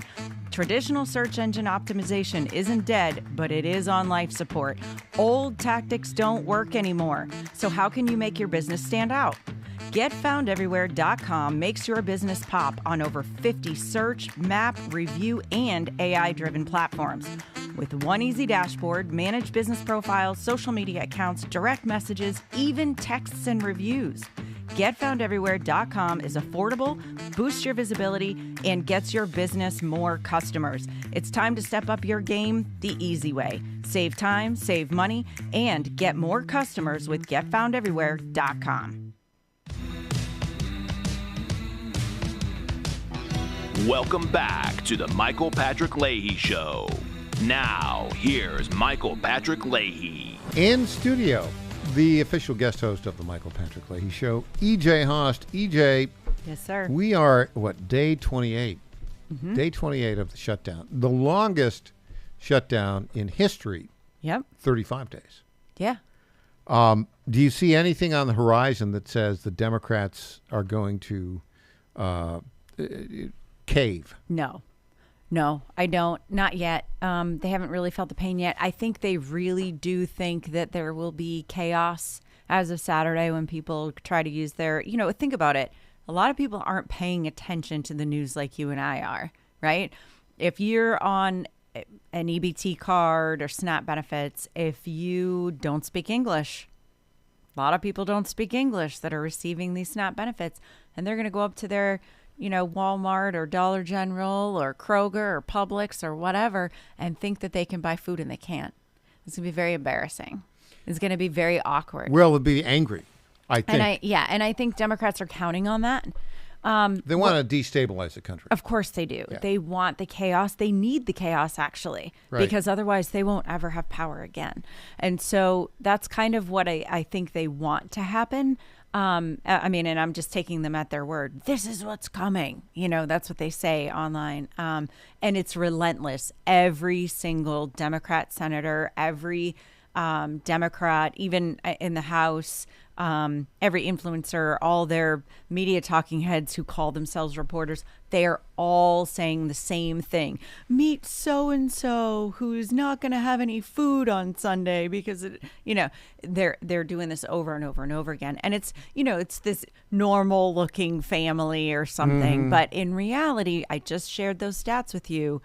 The vast majority of EBT recipients or SNAP recipients are not American born. And so that's a problem. What there's 43 million? 43 million of them. And how many are foreign born? We can check I can check that real quick. But it is a lot. And we also have so we have immigrants, we have illegal immigrants who are drawing on the system, even though they're not, they tell us they're not supposed to. You can look that up and find it also. But it's interesting that this is the one place where we should be finding the root cause of the problem, right? We should be finding out why 43 million, 1 in 8 people in the United States. So just think, you go to the local park, you go to the local school, 1 in 8 are on food assistance. That's a problem that we need to fix. You can't tell me 43.1 million people in the United States are incapable of work in some way. That doesn't jive. That doesn't fly. There's no way. There has to be some. And remember, most people getting food assistance are also on other government programs. So whether it's Medicaid or it's housing assistance or they get the free Obama phones, right? I mean, they're getting assistance elsewhere also. Okay.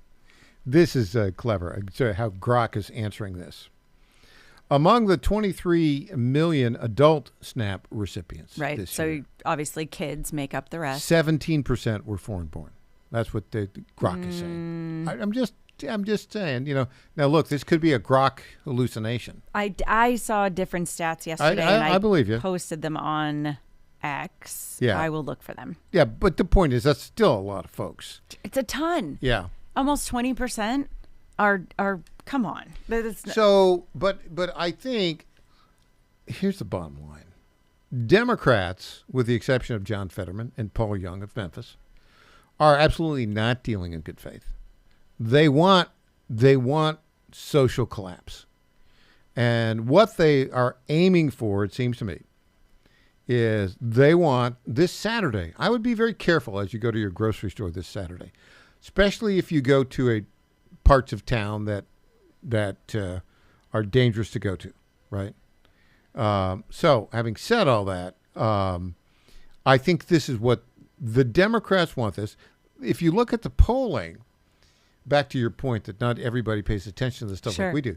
If you look at the polling on this, EJ, you see that it's about split. Who's responsible? Well, if you have a half a brain, it's clear the Democrats are responsible for it. Right? I would like to see the Democrats. This is the thing. They're holding out and holding out and holding out. But Trump doesn't have to do anything, right? He knows he's got the House. He's got the Senate. We need 7 more in the Senate to pass this, right? So we have the majority. GOP has the majority. We don't have enough to pass the CR. Right now, the continuing resolution stopped funding September 30th. It was stopped. The continuing resolution would have continued spending at that level for another 60 days. The Democrats voted against it. I think it was like 56-44. In other words, there were 53. No, it was 55-44. 55-45 because one Republican, Rand Paul, voted with the Democrats, but 3 Democrats voted with the Republicans. But that has not changed. Right. It hasn't changed in 28 days. I would like to see the Democrats bend the knee for once in their miserable little lives. They're not going to do it. I wish they would. There's one pressure point. Came out today. The American Federation of Government Employees. Yeah. The Federal Workers Union. Yep. Came out today and said it's time to end this. Yeah, it's time to end it. Just do it. Now, interestingly enough, the Republicans are the ones that are most responsive to that. And the constituency of Federal Workers Union is the Democrat Party. I've not seen any Democrat say anything nice about the federal government employees who want to get paid. Right? Right. Of course they want to get paid. What's interesting is, they will actually get paid. They always get their back pay. At some point. At some point. Right. I also understand, though, we have a lot of people living paycheck to paycheck in the United States. So missing a couple of paychecks is detrimental. Now your mortgage is in jeopardy. Now your rent, you go into a late pay on your mortgage and your credit cards. And the thing about a late pay is, okay, let's say you're late once. That's okay. You can recover. But what if you're late twice? Yeah. And then you're late 3 times. And then you go into home foreclosure. Sure. Or, other. Or you're kicked out and you're renting. Kicked out. Or, I mean, there's lots of scenarios that could be extremely detrimental. Even if, so if you're, let's say, a federal employee and you're making X amount of money, but you didn't get your paycheck on the 15th and you're not going to get it on the 1st, then you're looking at your mortgage. You're going to be late on your mortgage. Yeah. And, I mean, people who lend money like to get paid on time. Yeah. I mean, they demand it, actually. Yeah. It's a terrible situation. But, it all could be solved if the Democrats would just come to the table. But just 7 of them. We don't even need all of them. We need 7. But they're all in lockstep. They're really just terrible people. Well, but I think this is calculated on their part, but I think they're calculating incorrectly. Because if there's chaos in the streets, I don't think they win by allowing people to rob grocery stores and whatever, and then come back and say, see, we told you. I think their plan is, let's get as many people as possible robbing grocery stores on Saturday. Yeah, and angry, right? And angry. They really want angry and people. Then let's get the clips, and then let's get out and blame the Republicans for it. I don't know if that's going to work. I really don't think it's going to work. Well, that's their strategy. Yeah. I think. Yeah. We'll have more with E.J. Haast after this.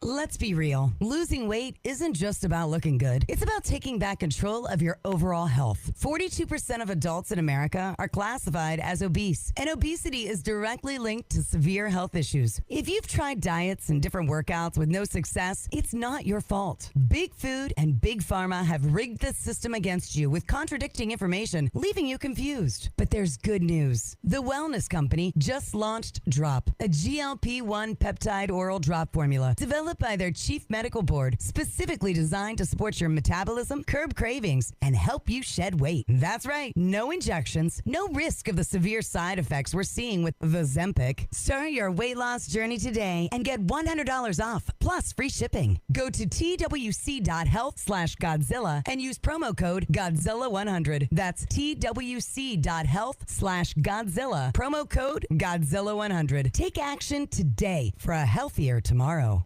Attorney General Miyares and John Fredericks talk about skill games. They're unregulated slot machines. They pop up in 7-Elevens in every corner of Virginia. The General Assembly has spoken on this. Skill games. These things are illegal. It's the Wild Wild West. Fights break out. Robberies increase. Skill games. They prey on the less fortunate. I say it's a tax on the poor. They're breaking the law. My job is to enforce the law. These machines are not allowed. Enforce the law and get them out of there. When you see skill games, call the local sheriff. These things are illegal. Paid for by Churchill Downs. It's simple. No worker should ever be forced to pay money to a union boss just to get or keep a job. That's why hard-working Virginians overwhelmingly support right to work and agree that forced unionism is wrong. The good news is Republican gubernatorial candidate Lieutenant Governor Winsome Earl-Sears has pledged 100% to defend Virginia's popular right to work law and the economic opportunity that it provides. Unfortunately, her opponent, Abigail Spanberger, can't say the same. In Congress, Spanberger repeatedly co-sponsored legislation that would have wiped out every right to work law in the country, including Virginia's. Her record shows she supports big labor's agenda and their plan to repeal Virginia's popular right to work law. It's time for Abigail Spanberger to change her ways and apologize for support of forced unionism. Call Abigail Spanberger now and urge her to pledge to protect Virginia's right to work law. 804-223-0770. Here's what Governor Glenn Youngkin had to say. We have to protect right to work. This ad was paid for by the National Right to Work Committee. Is your pet ready for some possum fun? At Creekside Pet Hotel in Kennesaw, every day is a tail-wagging adventure. Whether they're romping with friends in day camp, enjoying a staycation in our cozy boarding, or getting pampered in our luxury spa, we make sure every furry guest gets the royal treatment. Happy pets, wagging tails, and the best care. What more could they ask for? Book your pet's perfect getaway today at CreeksidePetHotel.com or give us a call at 770-422-4700. My fellow Americans, I was this close, very close, to buying from the lumber yards. These are sick people. But I turned my head at the last second, and I saw a big, beautiful ad for D.T. McCall's. These are highly respected people. If I had not turned my head at the last second, I would have been ripped off at some lumber yard for $200 in hidden charges, and D.T. McCall & Sons are never going to do that. They'd never do that to you. These are great people. I've known them for a long time. They have great deals, and I just have to say, nobody knows deals like I do. D.T. McCall & Sons has locations in Lebanon, Carthage, Lafayette, Cookeville, and Franklin, and they have been family-owned in Middle Tennessee for over 100 years. These are tremendous people. D.T. McCall & Sons. Check out one of their stores today. Impersonator not endorsed by Donald Trump. This is Michael Patrick Leahy. Join Rutherford County Mayor Joe Carr, Senator Marsha Blackburn, Congressman Tim Burchett, and Knox County Mayor Glenn Jacobs and me at T-Bones and Politics 2025 on the evening of November 10th in Murfreesboro for a night of great food, good fellowship, and inspiring political speeches. Get your tickets now. They're going fast at tbonesandpolitics2025.com. This is a great annual event. This year, musical entertainment will be provided by the Tremolo Honey Band. If you haven't heard them before, they are absolutely fantastic. This special event is sponsored by Barrett Firearms, Old South SRM, Moody Excavating, Azure Flight Management, and SEC Engineers. So go right now to tbonesandpolitics2025.com and get your tickets for T-Bones and Politics. It's an evening of great food and fun on November 10th. I'll see you there. Paid for by Joe Pack, William Ronsley, Treasurer. I flew 9 combat tours taking out terrorists.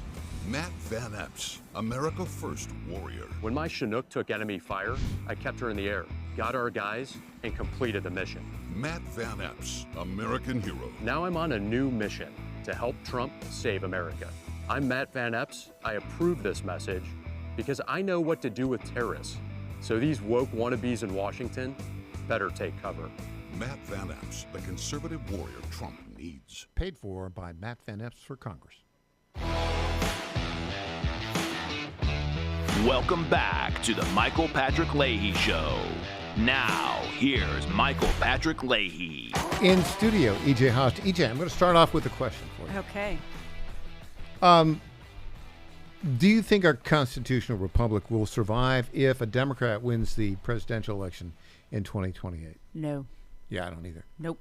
Absolutely not. I think it'll be banana republic time. Yeah, I think things will fall apart. Absolutely. I think they will executive order after executive order. I think they will disregard all laws altogether. I think they will further weaponize the judiciary. I think basically pretty much any Republican will be prosecuted by the Department of Justice. 100%. Anybody. Yep. And, a lot of our friends, they'll target a lot of our friends, and they will put them before these Obama-Biden-appointed federal district court judges. They'll either bankrupt them or put them in prison. Yeah. And I think it's going to be widespread. Yes. Okay. Yeah, I agree. So we agree with that. Yep. Okay. Having said that. On that happy note. I'm just being realistic here. Yeah. I mean, because let's look at it honestly.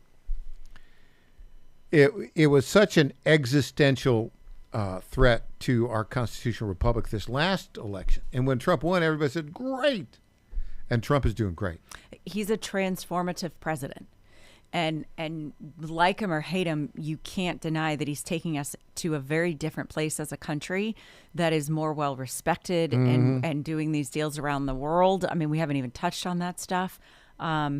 This Asia trip is a lot less about selfies on aircraft carriers and a lot more about positioning the United States as a leader in the world. So, having said all that, here's the bad news. The 44 members of the Senate and every single member of the House who are Democrats are insane. And they to put it lightly, they want power. Yeah. They don't care about the country. They want power. And they're very difficult to deal with. Yes. I mean, you can't work with them. No, you can't negotiate with crazy. No, you can't negotiate with crazy. Now, having said that, and Donald Trump, I know my friend Steve Bannon says, oh, yeah, third term. Here's a problem with the third term. Some people say, yeah, he could run as a vice president and the president could resign. There's a little bit of a caveat. The very last sentence of the 12th Amendment, ratified in 1804, says no one who is not eligible to be president can be vice president. Now, you could make an argument. Well, they say eligible to be. They didn't say, elected. You're probably not going to win that in court. No, but he's trolling. Don't you think he's trolling? I think he's trolling. Yeah, of course. And he knows how to get the media and the Democrats to lose their stinking minds. It's one of the more brilliant communication strategies we've ever seen. The problem is, though, we've got crazy Democrats. We're about to get a Muslim Marxist calling himself a Democrat. I mean, that's because they are Democrat. That's a Democrat. That is the party now. Who's likely will be elected mayor of New York City. Mm-hmm. And then you've got, the possibility of the governor of Virginia being Abigail Spanberger, who's, supporting an attorney general who says he wants to kill, in text messages, said he wanted to kill the leading Republican in the state of Virginia. And his children. And so we got a really serious problem. Now, having said that, horse race, 2028, right? This is the latest. Of course, now we're getting the polls. Sure. Here's from New Hampshire. I'll start off on the Republican side. This is a margin of error, plus or minus 3 or 4%. This just came out, University of New Hampshire, which is, a good polling operation. On the Republican side, J.D. Vance, 51%. Nikki Haley, 9%. Yeah, not even 9. Tulsi Gabbard, 8%. Marco Rubio, 5%. Sarah Huckabee Sanders, 4%. So on down the line.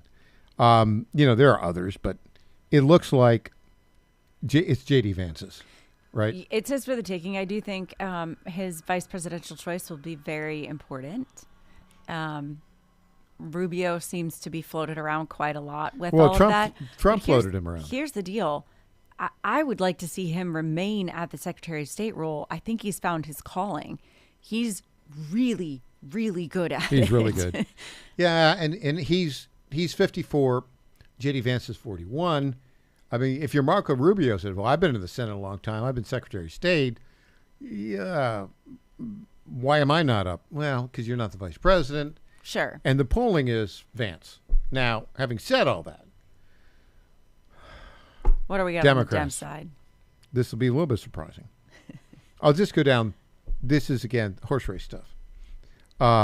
Pete Buttigieg leads 19%. Yeah, please do that. Yeah. Can you imagine? No. Wait, no. Imagine the debate between J.D. Vance, very tall, Marine, strapping, strong man, and little Pete Buttigieg, Little who Petey. rides his bike to the debate, right? With Like, with his gay husband and his they're with twins. his faux that he took- breastfeeding plastic Yeah. boobs on. Yeah, no. Nope. Okay, Buttigieg 19%. This is New Hampshire, though. Remember, because Sure. New Hampshire used to matter, not so much now. Yeah, they used Right. to be pretty purple. They would. They were first primary. It was important, but Biden would finish in sixth place. Yeah. In 2020, followed by Gavin Newsom at 15%. I think that's more likely. Followed by at 14%, Alexandria Ocasio-Cortez. Right. Yeah, that won't happen either. Kamala Harris 11%, which is, I mean, she's the party's nominee, and even in New Hampshire, she's down in fourth place. Yeah. Not good.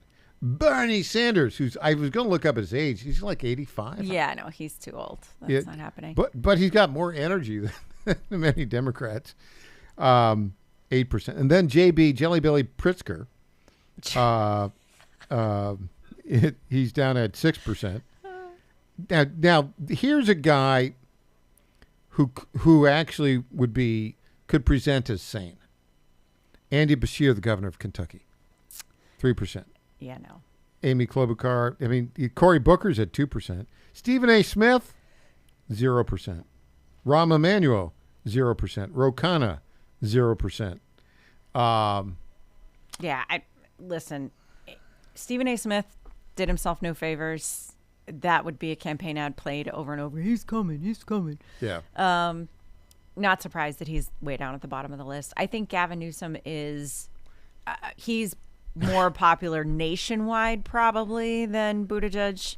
Well, he certainly has the name recognition. It's definitely an easier name to say. Pete again, nice teeth. Yeah, nice teeth. That matters. Good hair. Mm-hmm. Weird hand movements. 960 SAT, as he told everybody. Sure. Which is And apparently he was voted in high school the most stylish senior with his Burberry. Stylish. Yes, most stylish senior. Well, that's about all he's got going for him. Yeah, he's got the scarf on, and he's reading the paper. He's got again a liar. Yeah. He flat out told a podcast recently that he grew up poor and on Wonder Bread and mac and cheese. No. That couldn't be further from the truth. They're just trying to hustle, man. His dad That's was what he an says. attorney for J. Paul Getty. They were wealthy people. Now, his parents were separated, but come on, man. Here's the thing. You know what's interesting about that, though? Donald Trump, also wealthy, grew up wealthy, had a privileged life, right? Right. Absolutely did. Instead of being a liar about it, he owned it. And look what happens. Own it. Own your story. And then use that to explain why you're the better candidate for any office. You're talking about Gavin Newsom. Who's running the state of California now? And not Gavin. Gavin's off doing podcasts. Like nobody. Nobody. I saw someone post a response to something Gavin Newsom said about the ballroom. And they said, I wish you cared more about Palisades being gone than the East Wing being gone. That's pretty profound. Yes, we should. What has he done to nothing? There's not one home rebuilt in Palisades. The other thing about that is, again, why did those fires happen? Well, because of bad timber management policies. Hello. Bad water management. Bad everything. Yep. And yet, there is a part of the population. I would say, though, with you right now, Gavin Newsom is running for president. Did you see this puff piece CBS Morning News did on him? And by the way, the question not asked, what about those 62,000 commercial driver's licenses you gave to illegal aliens? Not a question on that. Of course not. Not a question about his bad conservation policies. Not a question about the inability to rebuild Pacific Palisades. Yeah, regulations in building and all of that. By the way, Barry Weiss, come on. Barry, come on. The big news is Barry sells the free press to the people that bought CBS News, the Ellison Sun, and he promises that she's going to turn it into a more conservative outlet. Listen, she can't do it overnight. Well, it's I take a little while. But she put the Gavin Newsom piece on. She had the total biased misrepresentation of Kilmar Braco Garcia. Sure. She's still not taking me up on that 13 minutes that we want. Hey. Come on, Barry. Come on. Get on it. We're ready. We've got the receipts. I don't know. When the phone didn't ring. That's what I would like to see. Back with EJ Host after this.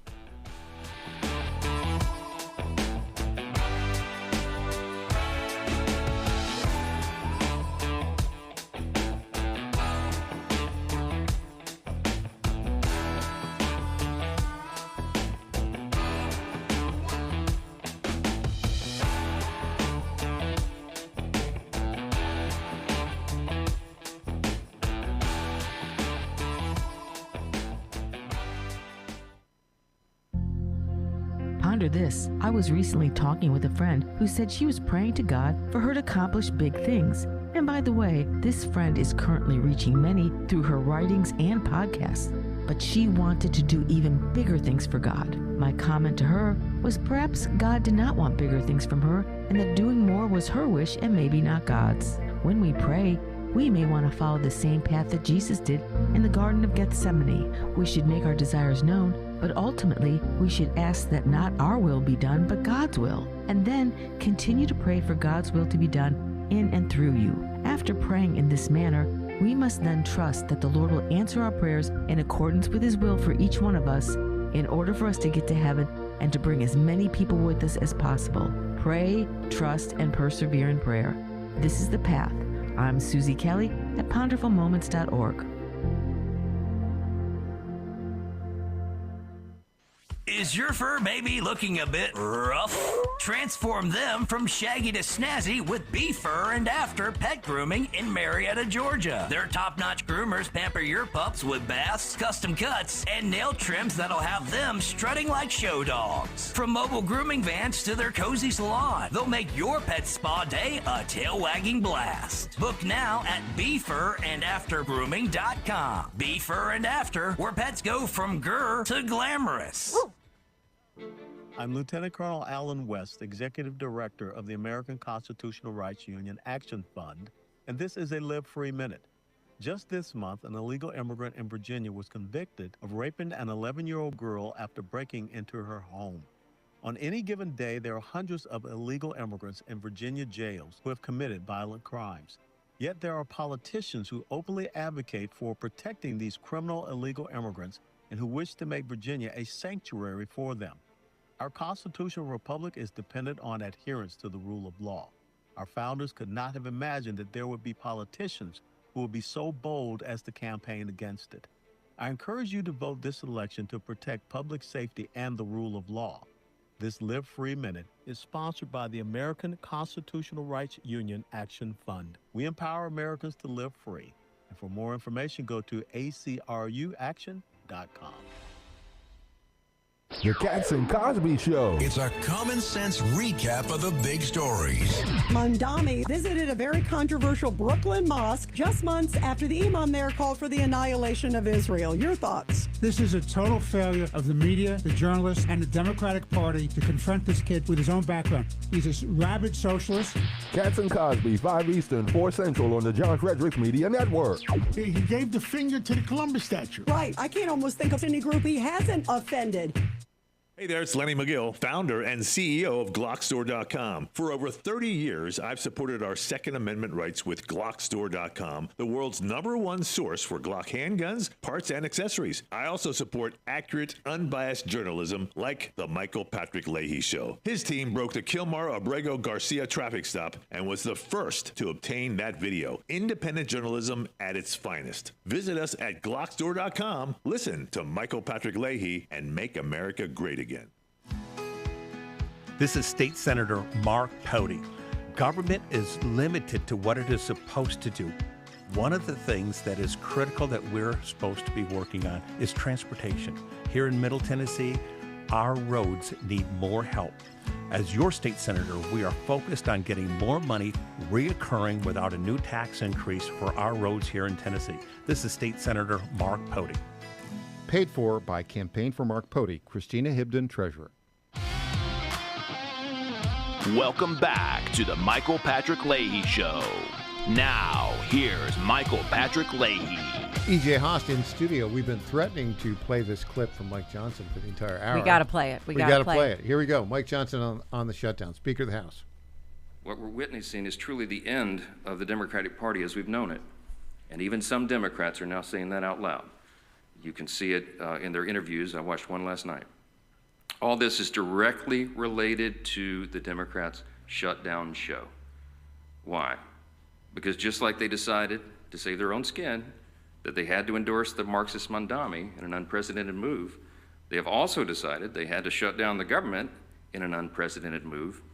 No matter the pain it inflicts upon hardworking American people, they were simply more afraid of the Marxists in their party than they are of voters. That's a good line. They're afraid if they're radicals. They are. Yeah.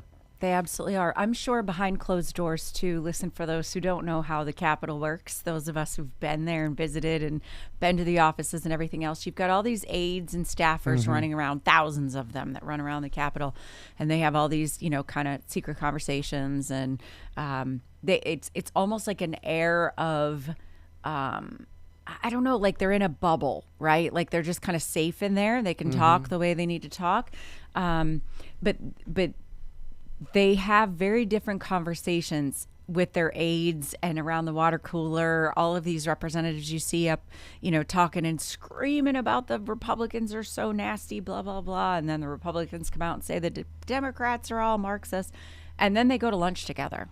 And they sit at the cafeteria together, and they chit chat about what are you doing this weekend, and how's your wife and the kids? Oh, your daughter's graduated. Does she need a job? I know somebody who's got a company that can hire your daughter.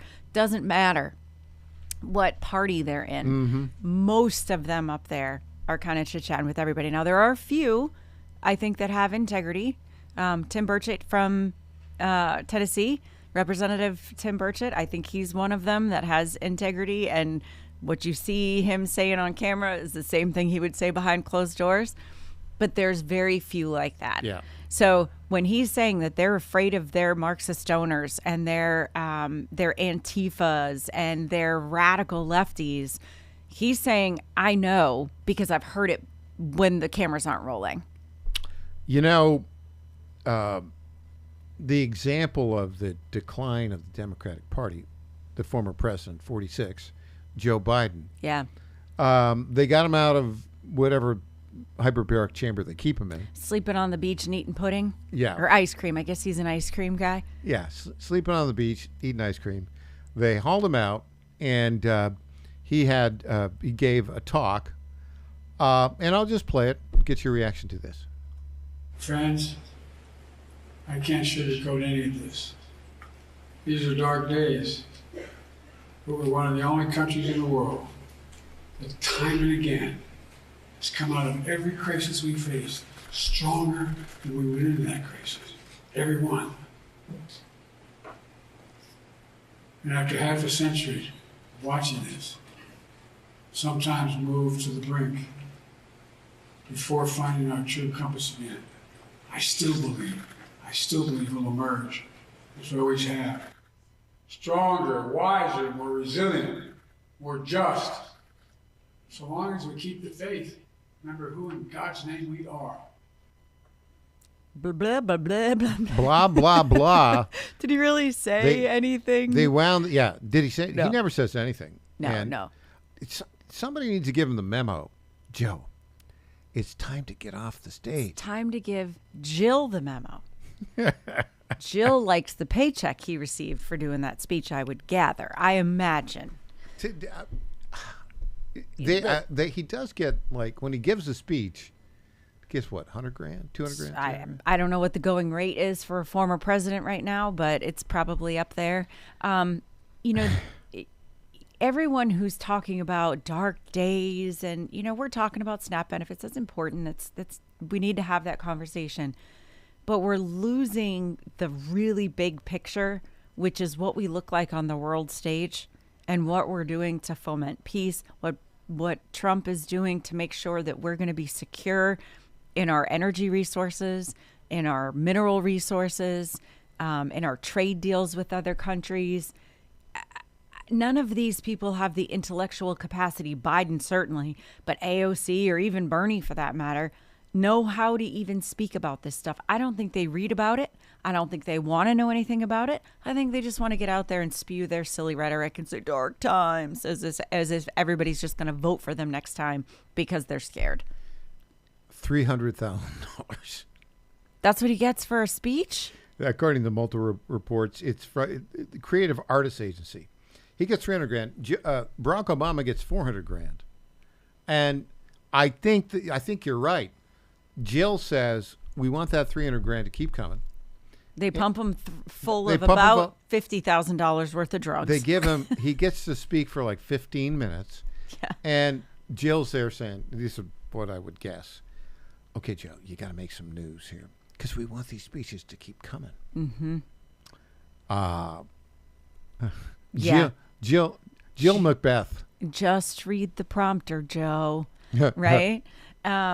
Yeah, I mean, it's ugly that they would trot this man out there. It really is. Let him go enjoy his retirement. Let him go to the beach and eat ice cream.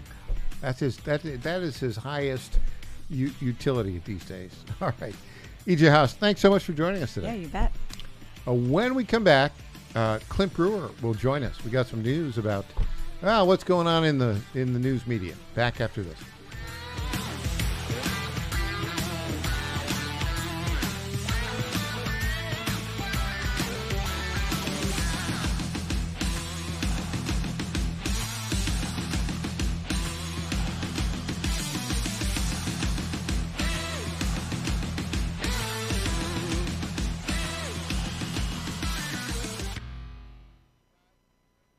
The Cats and Cosby Show. It's a common sense recap of the big stories.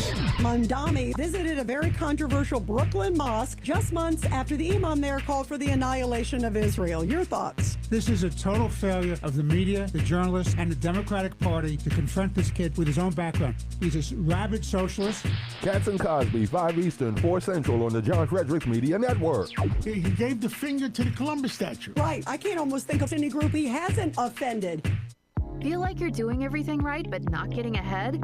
Join Lifestyles Unlimited in Richmond November 8th and 9th for a 2-day seminar that shows you how to build income and wealth with real estate. Thousands have used these strategies to change their financial direction, and you'll see exactly how it's done. Text RADIO to 88007. That's RADIO to 88007 today.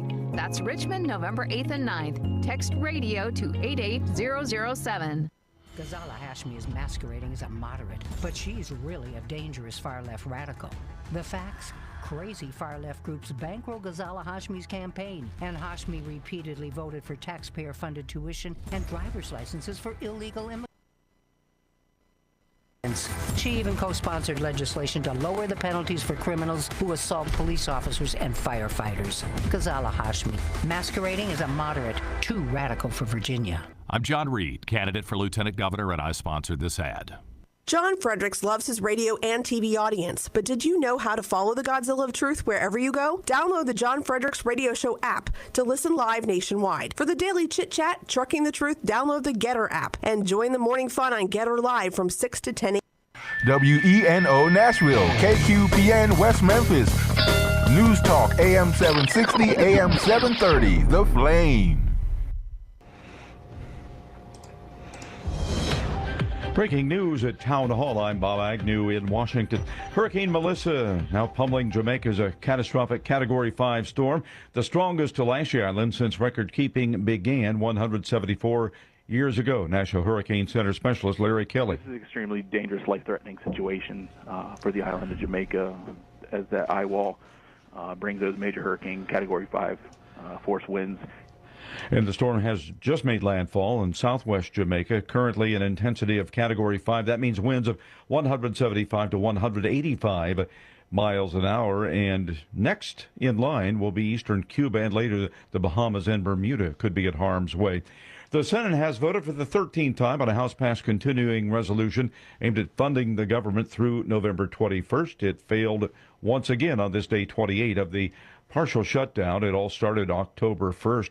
To date, more than 775,000 federal employees have been either furloughed or required to work without pay, and the problem would seem to be continuing at this point. Meanwhile, other provisions offered by Republicans to pay workers during the shutdown or to make sure that the food stamps keep going out have not received any positive support from Democrats. Meanwhile, no respite for Israel's prime minister from his ongoing legal battles despite the country's recent victory over Hamas. Here's correspondent Charles De La Desma with an update. Benjamin Netanyahu arrives in court to continue his testimony in his ongoing trial. He's the first sitting Israeli leader to take the stand as a criminal defendant. Netanyahu's answering during his court appearances to charges of fraud, breach of trust and accepting bribes in 3 separate cases. I'm Charles De La Desma. On Wall Street right now, the Dow is up by 168 points. More on these stories at townhall.com.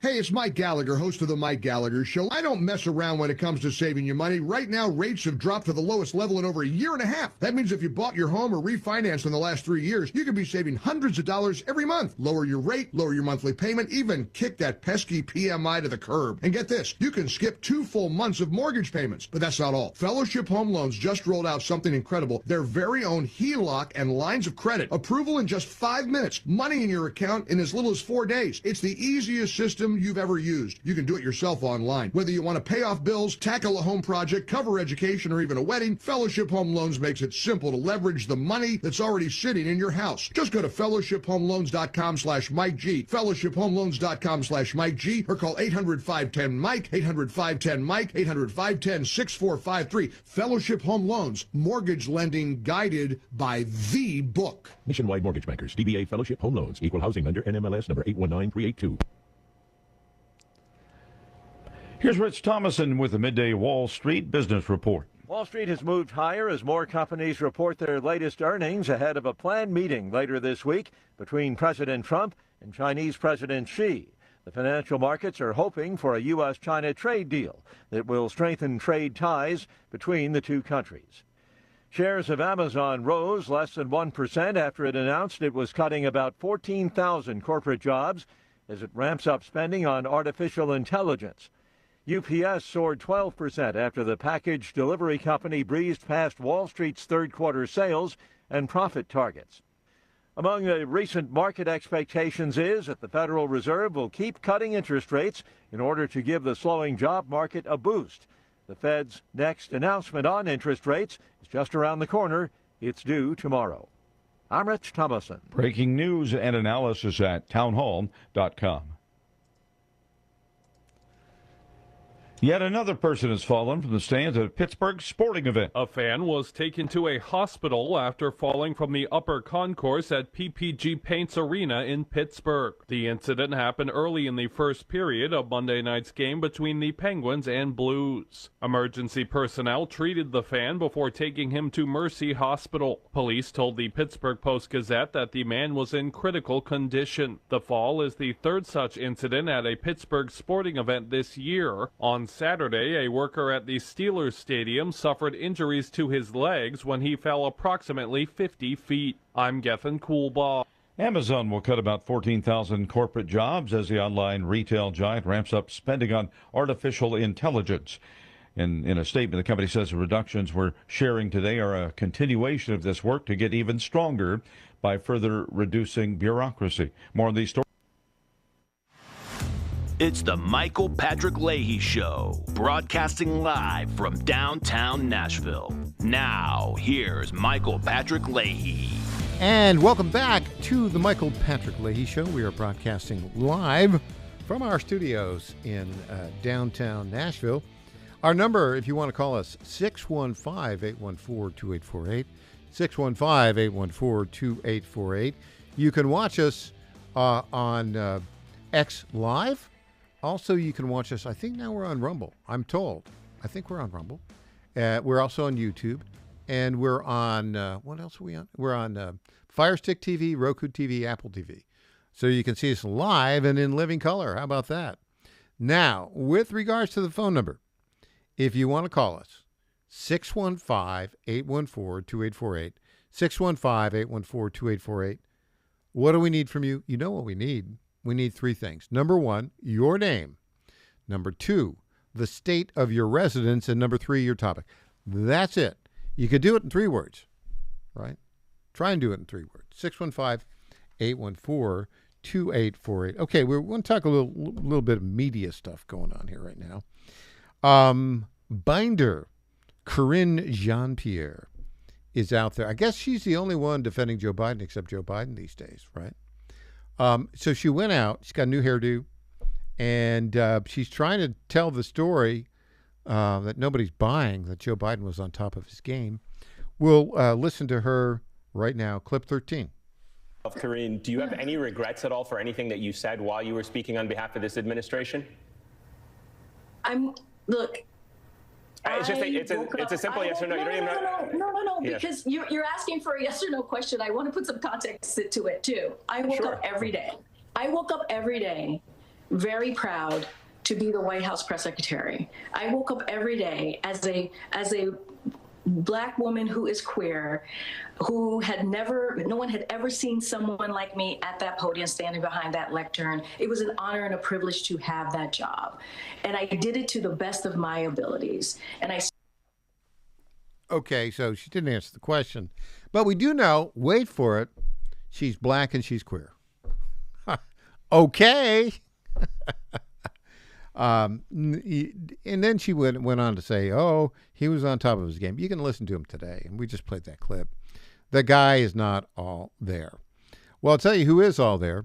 The critics of all of the deep state bureaucrats who were using lawfare to come after Donald Trump and his allies. And now, turnabout is fair play. We have this clip, Mike Davis with the Article 3 Project, good friend of ours, talking about where all this is going next. Let's listen to Mike Davis right now, clip 3.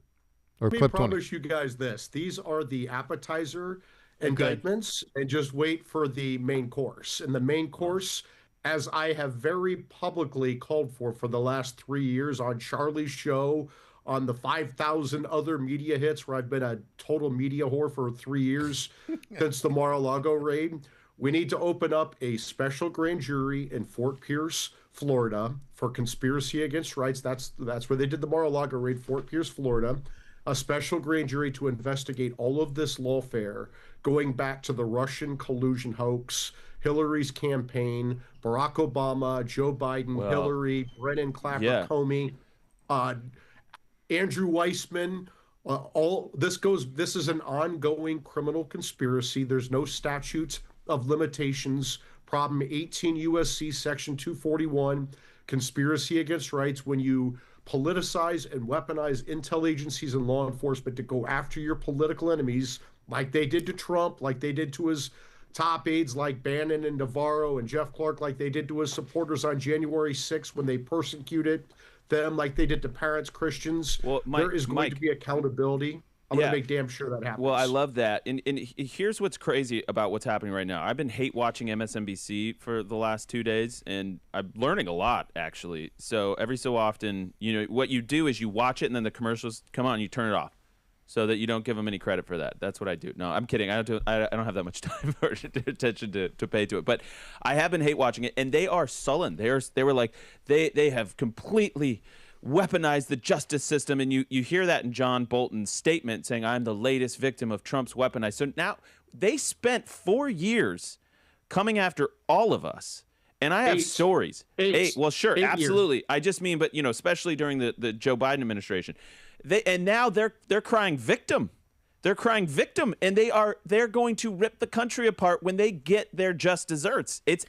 Well, Clint Brewer, a recovering journalist, all-around good guy. Clint, do you ever hate watch anybody?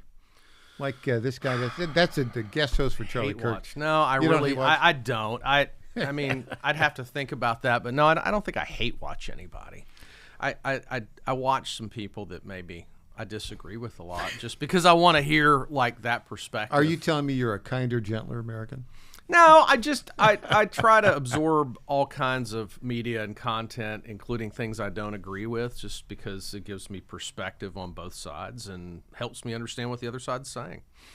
Well, yeah, in this case, MSNBC, they've actually, we'd played earlier a clip. I'd probably draw the line at MSNBC. MS Now. I MS don't, Never. whatever it's called. I don't watch that.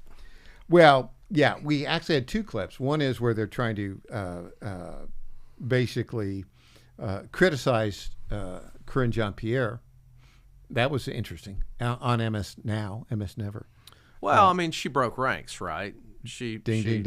She didn't stick to the talking points. Didn't stick to the talking points. Now we got Mike Davis, Article 3 Project, who's been saying for a long time. He's talking about this thing called conspiracy against rights.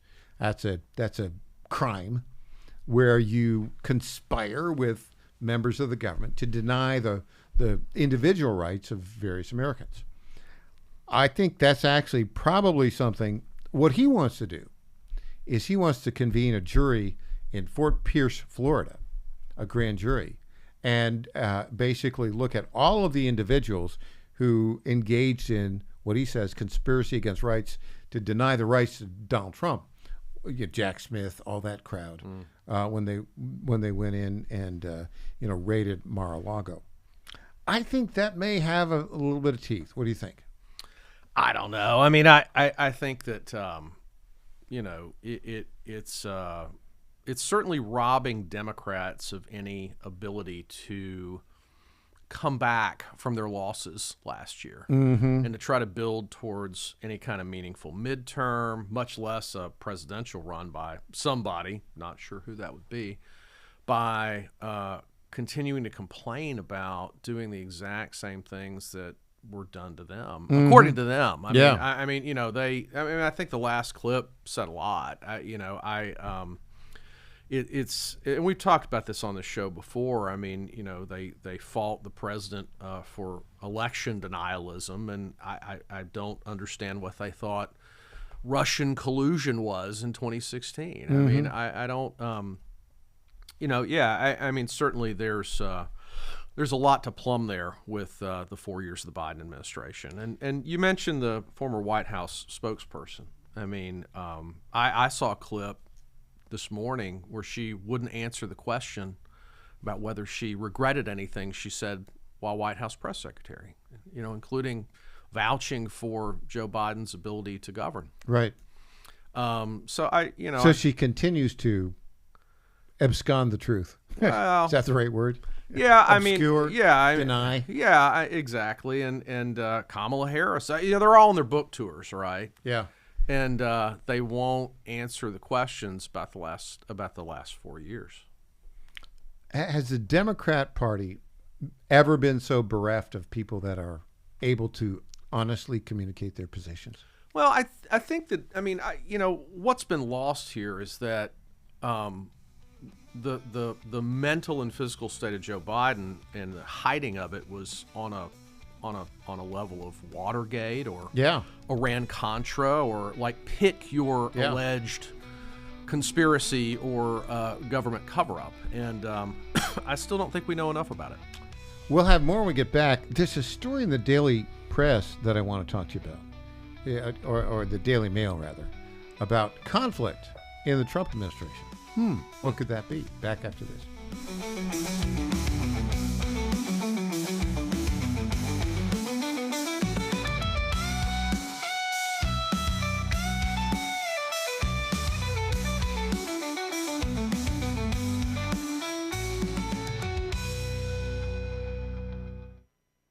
Hi folks, John Fredericks here for Freedom Alliance. Veterans are still struggling with the wounds of war. They came home with injuries that changed them forever. The flag-burning troublemakers in our streets remind me how fortunate we are to have patriots who served and fought, sacrificed, and never complained. We need to support them through organizations like the Freedom Alliance. It's Military Appreciation Month and time to support those who serve. Freedom Alliance is caring for combat veterans and military families. Combat veterans fought in the worst, most dangerous places on earth. Freedom Alliance takes them to nature's most most relaxing locations so they can heal. Freedom Alliance gives injured troops mortgage-free homes, new cars, and all-terrain wheelchairs. For wounded vets, there's nothing like the stability of your own home, the reinsurance of a reliable vehicle, or the independence of a wheelchair that navigates snow, ice, beach, pasture, or most any terrain. Let's fight for those who fought for us. Go to freedomalliance.org/Godzilla and make a monthly gift that will improve the life of a military hero. That's freedomalliance.org/Godzilla. Make a contribution today. If you're like me, most moms find it difficult to prioritize self-care.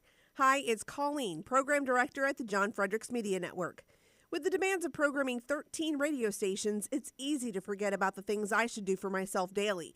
And that's why I started with our company's Women's Challenge with Native Path Collagen Peptides. It's affordable and convenient care in just 1 scoop a day. There are so many incredible health benefits like bone and joint support, metabolism booster, and hair, skin, and nail improvement. I like to take a moment each day to prioritize myself and indulge in the health-boosting benefits of Native Path Collagen Peptides. I love mixing it up with all the different smoothie recipes, too. Learn more about Native Path Collagen Peptides and read 7 important reasons why you should be taking collagen peptides at getnativepath.com/Godzilla.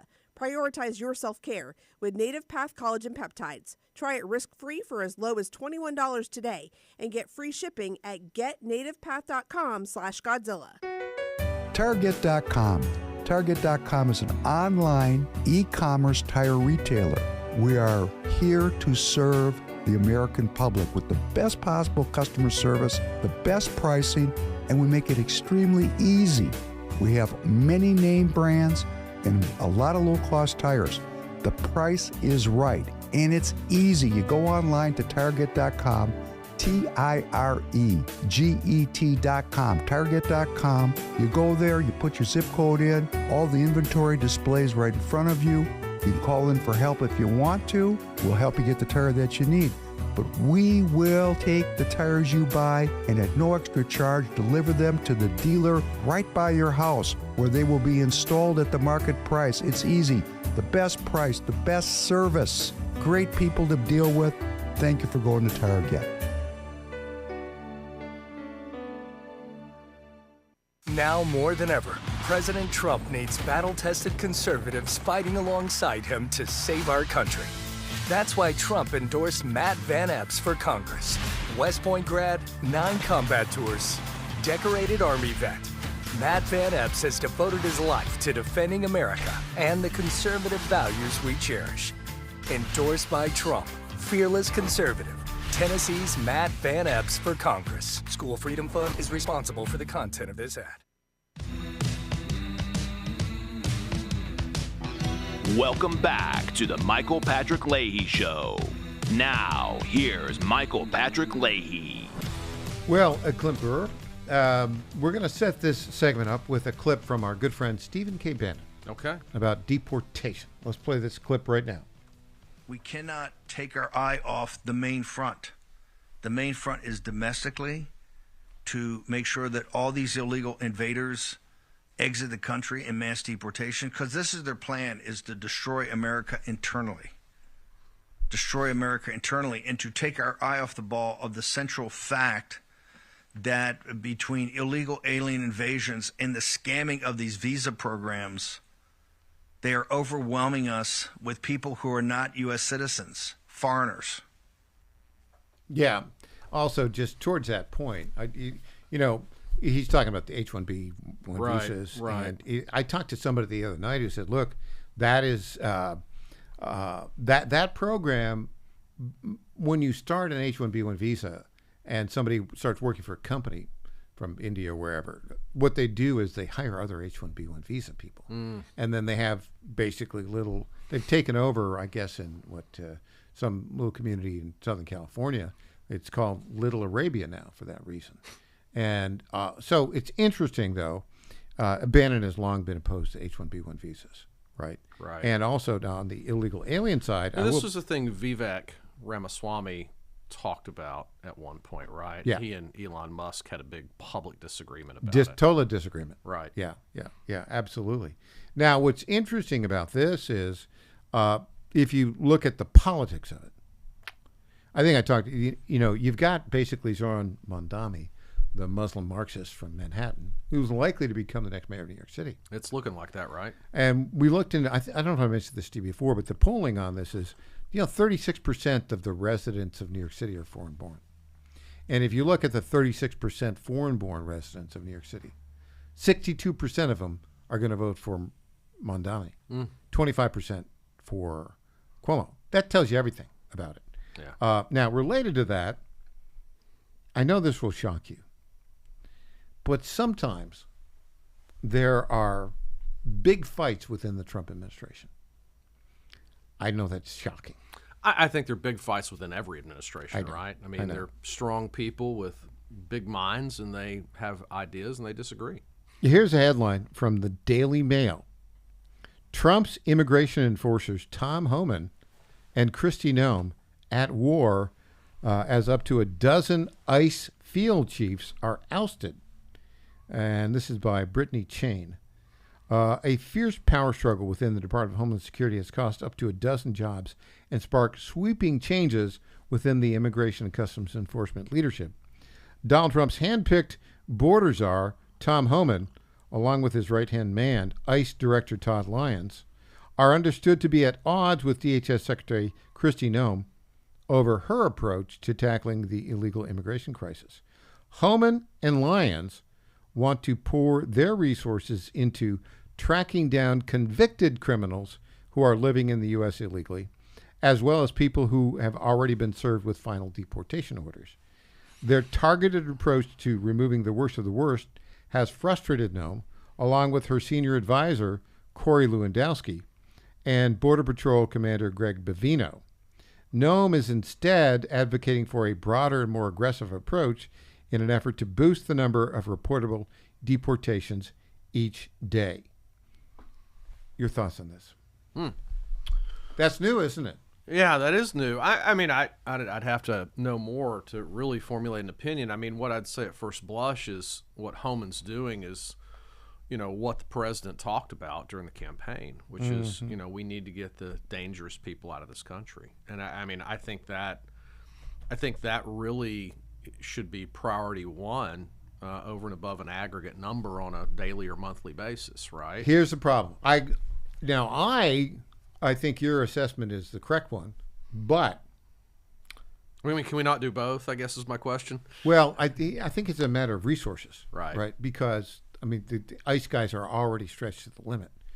But here's the difference: Kristi Noem is a cabinet officer confirmed by the Senate. Mm-hmm. She has the line of authority over ICE. Tom Homan has the experience and the knowledge, but he has no line of authority.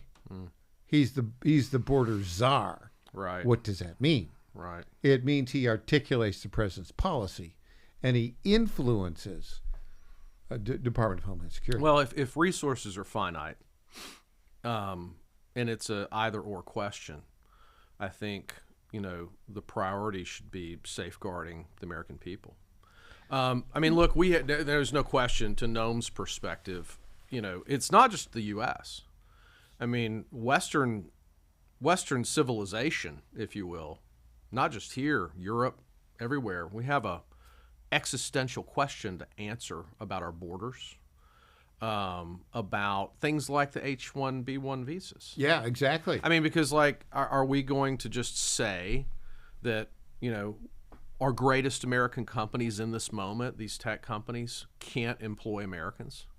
I mean, are we going to say that we have a systemic failure in this country and we're not producing the kind of graduates that can work for these companies? If that's the case, we've got a much bigger problem. See, I think that the H-1B1 visa program is a little bit more complex in this regard. There is an educational problem in the country, broadly speaking. However, I'm not sure that means that these high-tech jobs can't be filled by Americans. I think what it means is that foreigners who come in at a much lower rate help the bottom line of the companies better. Okay, so that's a great segue. There is this terrific piece in the Free Press talking about the contradictions in New York City, and it talks about how the city's permissive approach to immigration enforcement and this reflexive defense in the name of being sensitive and kind also creates an underclass, essentially, of servants. Mm-hmm. You know, how are you going to? There's this great line in Right. the piece, and it's well, we want to be a gentler nation. We want to be welcoming to immigrants. We also want them working at wages that are below the poverty line Right. in the bid economy to Right. deliver my $72 sushi from DoorDash. You know, and I mean, and it is this. That's a true statement. Well, it is, and Yeah. I have said this on the show many times. Whether it is about breaking up families and sending them away, or whether it is about advertising that the American dream exists for everybody when we just physically can't support it for everybody on the planet. You know, illegal immigration is also not just unfair to American citizens, it's also remarkably unfair to the immigrants. Well, it in the scale of things, if you're an immigrant, Yeah. right, do you want to be, would you rather be kind of a lower class, right, servant in America, or free and poor in whatever godforsaken place you came from? I get but, that, yeah, but we're peddling the American dream Yeah, to people yeah. that we allow to come here illegally, and then they can't be let in to the actual system because, you know, we allow this to happen to give cheaper labor to our businesses, to create a servant class of people for the bid economy. Mm-hmm. I mean, it is this remarkable contradiction on the left. And, you know, we have to decide in the West how we are going to conduct ourselves for the next 100 years on these issues. And I mean, the conversation's starting right now. Yeah. And I, you know, this is a microcosm, this Daily Mail article, of the sort of debate. I mean, on the one hand, you're like, we have to get our country back. We have to put the genie back in the bottle. On the other hand, we got to start somewhere. Let's start with the people who are actually a threat. See, when you get to it, if you look at it, right, it's very, I can see the Tom Homan angle here. It's obvious. Well, he's a cop, right? Yeah, at his heart, he wants to take dangerous people off the street. And what is the authority, right?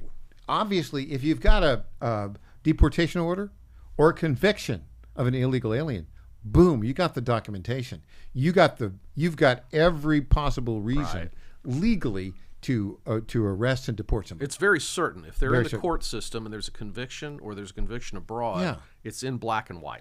Now, for an illegal alien who crossed illegally, which is a misdemeanor, but maybe didn't show up for court, whatever, you know, the key is convicted.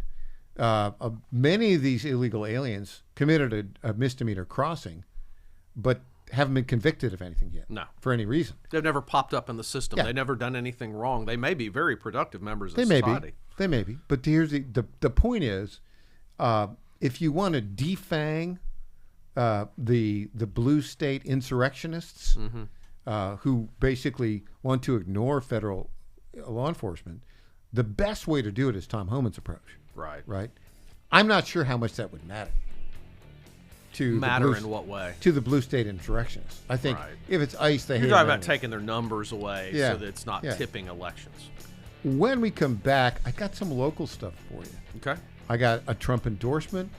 I got a case dismissed. I got a former legislator sentenced. Back after this. Coming.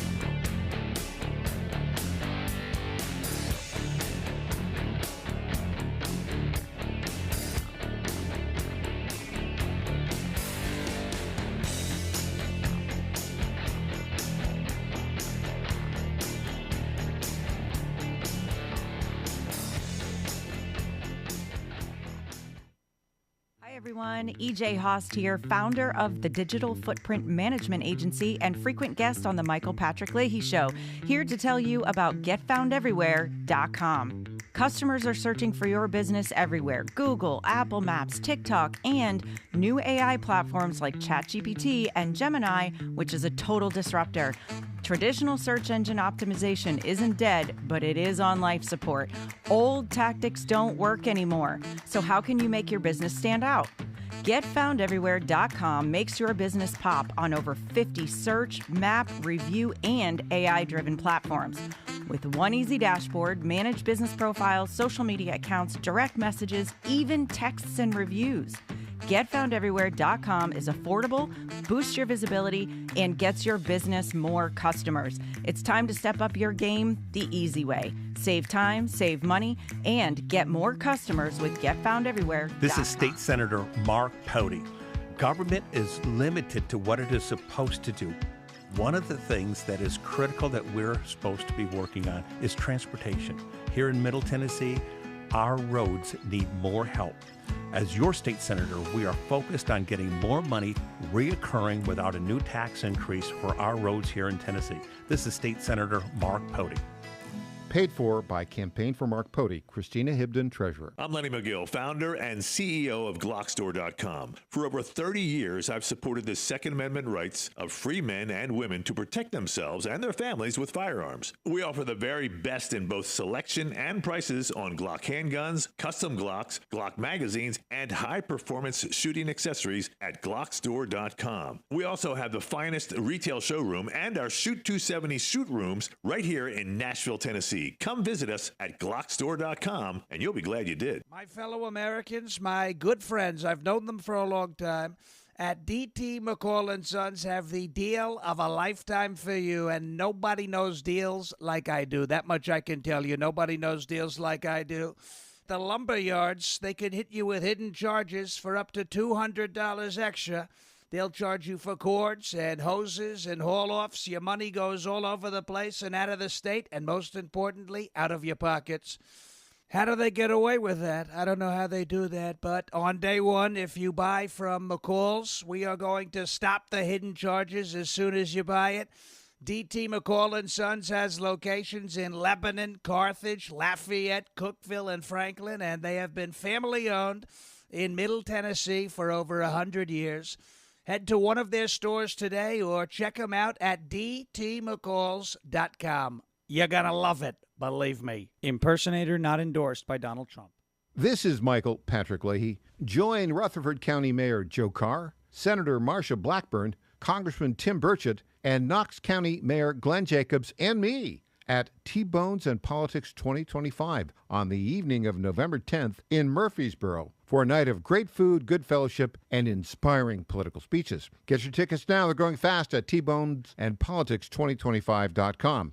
This is a great annual event. This year, musical entertainment will be provided by the Tremolo Honey Band. If you haven't heard them before, they are absolutely fantastic. This special event is sponsored by Barrett Firearms, Old South SRM, Moody Excavating, Azure Flight Management, and SEC Engineers. So go right now to tbonesandpolitics2025.com and get your tickets for T-Bones and Politics.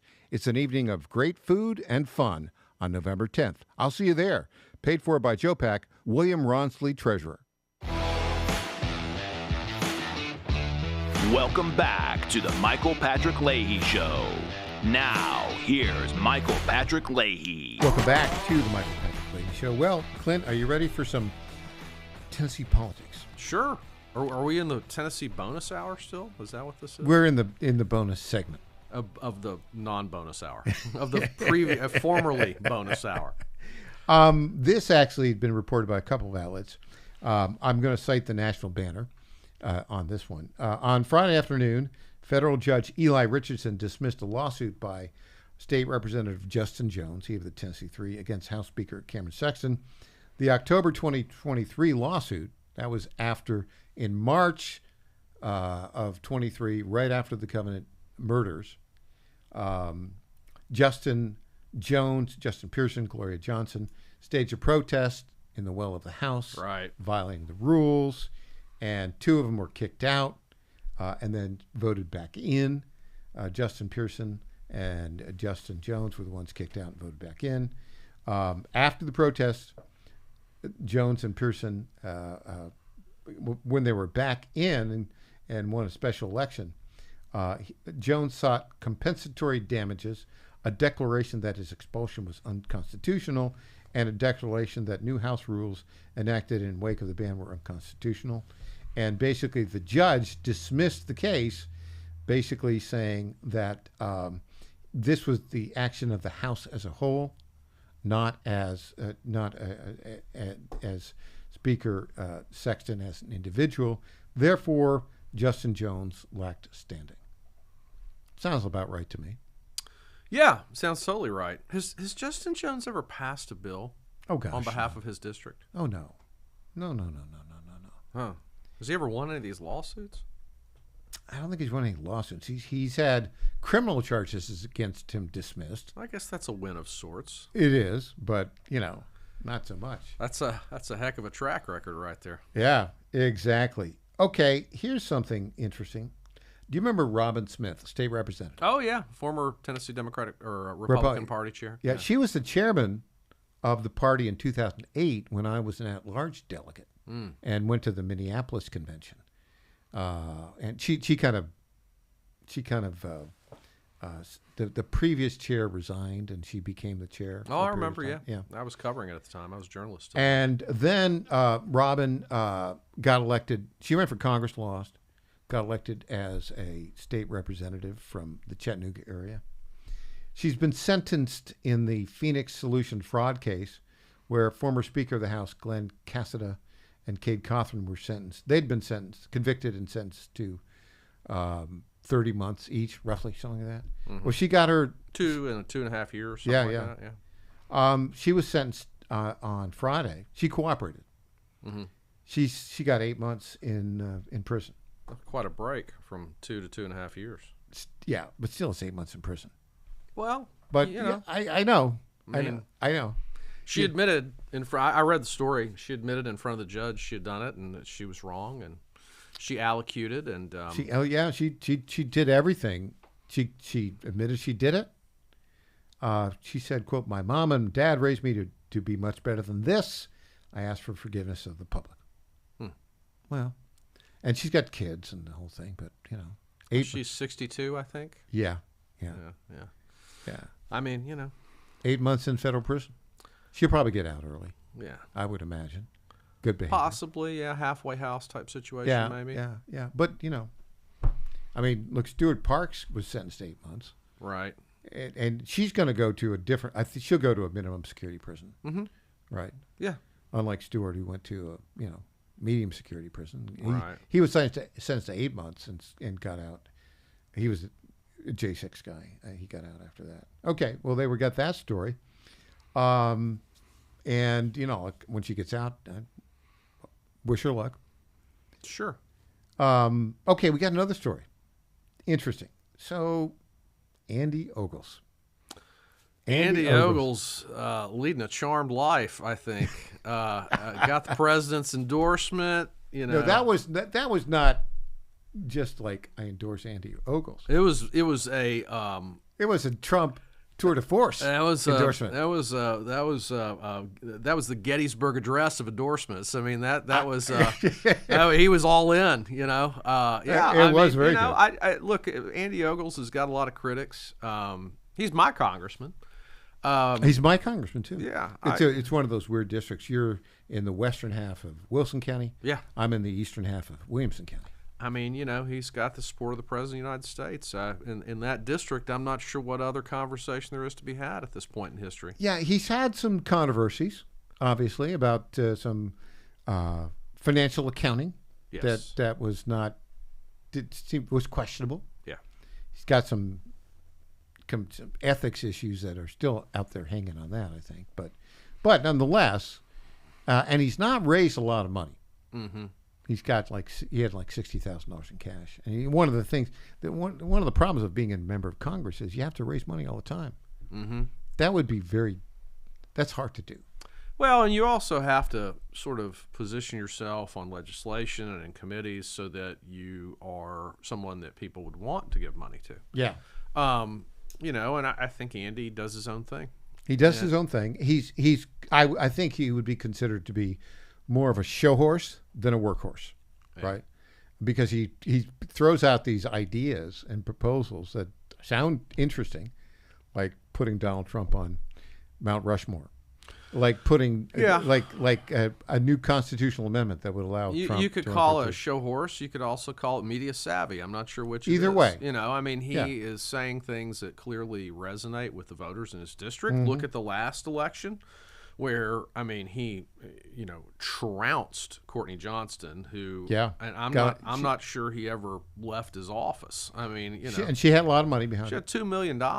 And I mean, that was a decisive victory. It's like 56-44 in the primary. Yeah, it was significant. And I mean, I remember 5 points is a landslide in electoral politics. And so, he dunked on her, and then this gentleman running against him, I think he's got a fine reputation. He seems to have been a good public servant. But so here's the question.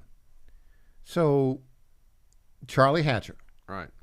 Who's with he owns he was a veterinarian, has a veterinary practice in College Grove in Williamson County. Yep.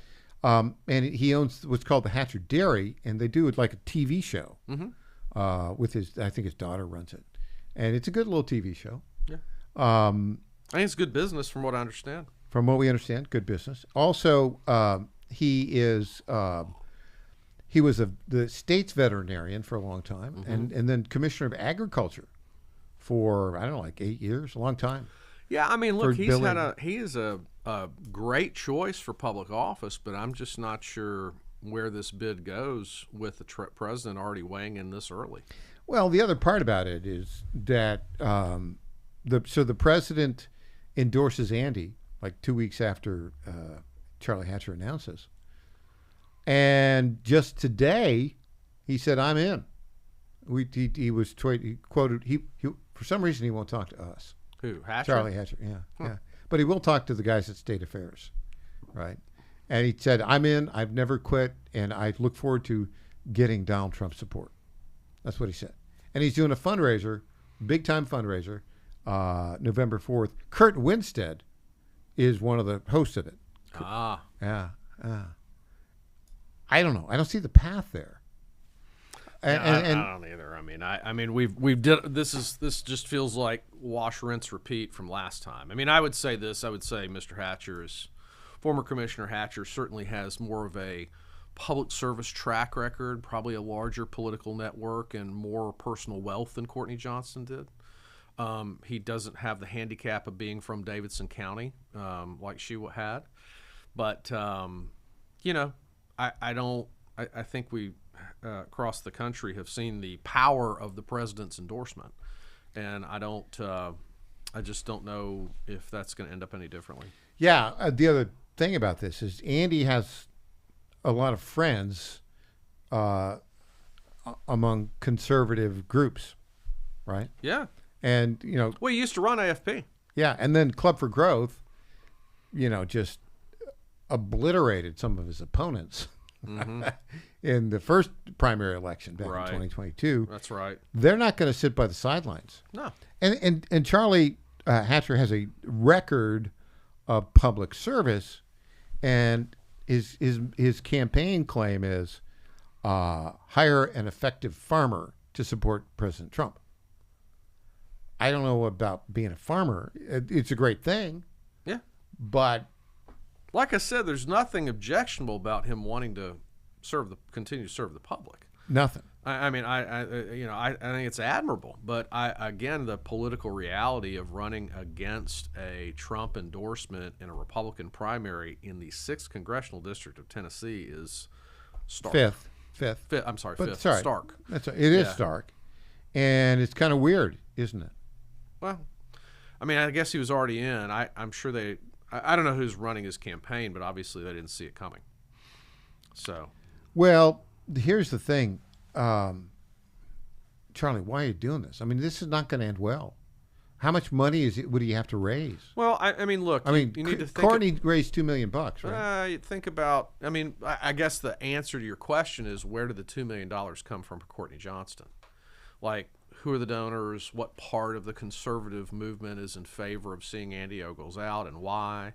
I mean, it was. I think her donor base. I think there's a section of business and barely right of center folks, largely in Davidson County, who just don't like Andy Ogles. They don't like him. And I I think he's probably a little too populist for them. He's definitely populist. I think he probably and definitely media savvy. Leans into things like gun rights a little too much. Leans into his MAGA roots a little too much, and they're uncomfortable with him. But I don't think he's going anywhere. Yeah, I don't think so. I think, why is it that people? What is it in the mind of somebody like Charlie, who's a nice fellow with a good record of public service?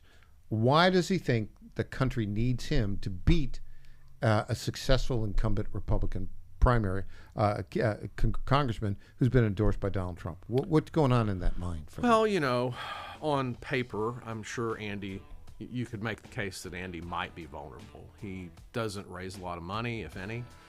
He's had a lot of negative media hits from Nashville media over the years. Right. I'm sure any savvy political campaign consultant can make the argument that Andy Ogles could be taken down. But the reality and get a big paycheck. The media consultant. Yeah, I just don't think with the president's endorsement that early you're going to have a lot of success. Yeah, I don't think so either. When we come back, news potpourri.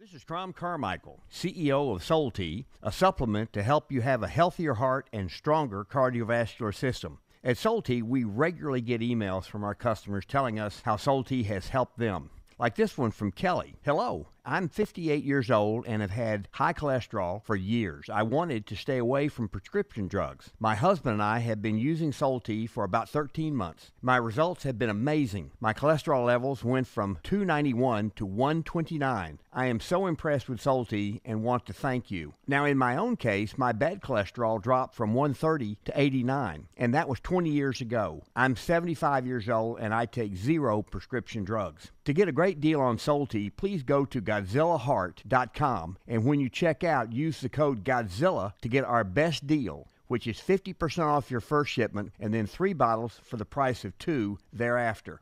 You don't have to live with a broken heart. Do you suffer from Try declining Soul Tea bone and today. joint health? Hi, it's Tina with the John Fredericks Media Network. And when I heard about our company's Women's Challenge, I jumped on the opportunity to test this amazing supplement that's already restoring my bone density, soothing my joint pain, and helping me regain lost mobility. I've experienced so many benefits in such a short time with Native Path Collagen Peptides because they support my bones and joints, boost my metabolism, and unleash the most radiant skin and hair since my 20s. In just 2 weeks, my knee stiffness is gone, and I'm already hitting the gym more aggressively. And I get so many compliments on my glowy skin and shiny hair. Native Path Collagen Peptides are so easy to take. They're tasteless, odorless, and mix great with my morning coffee. Read thousands of 5-star reviews at getnativepath.com/Godzilla. Level up your self-care with Native Path Collagen Peptides. Try it risk-free for as low as $21 today. And get free shipping at getnativepath.com/Godzilla. In 2008, the amount of concentrated time people could spend on a task without becoming distracted was 12 seconds. 5 years later, it was only 8 seconds, 1 second less than a goldfish. If you're often distracted or have trouble recalling information, you're likely to fall behind in the demanding, fast-paced 21st century. In other words, brain performance is more critical now than ever. Boost your brain power with Healthy Cells Focus Plus Recall. Science-backed nootropics to help you sharpen focus, concentrate longer, enhance recall, improve mental speed, learn rapidly, and be more alert. It's a pill-free brain supplement made with maximum absorption ingestible gel technology, designed to feed your brain at the cellular level. Take it for a test drive. Go to healthycell.com and use code GODZILLA for 20% off your first order of Focus Plus Recall. That's healthycell.com, code GODZILLA for 20% off. Welcome back to the Michael Patrick Leahy Show. Now, here's Michael Patrick Leahy. Welcome back to the Michael Patrick Leahy Show. Clint. Off-camera humor, folks. It's good. It is a lot of fun. It is a lot of fun. off-camera humor. Let's talk a little bit about Donald Trump. You know who he is, right? Yeah, I've heard of him. You've heard of him? Yeah. He used to be on TV, right? More than a decade ago, he came down that escalator. The golden escalator moment that the golden escalator drives moment. the opposition insane. He seems to love this idea of like coming down an escalator. We've got a clip. It's just about making an entrance. He's pretty good at making. Let's what in Japan coming down the George Washington. It's a ship. Let's just watch this entrance. Oh, there we go. Oh. All the crowds yelling for him. Here we go. Are these American military? Yeah, American military, Navy guys. There we go. There's the entrance.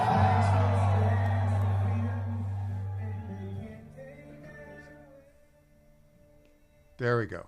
And he's going down, and he's a typical. He's also building. I think you might have an architectural suggestion for him. He's building this 90,000 square foot ballroom. Yeah. He's torn down the East Wing.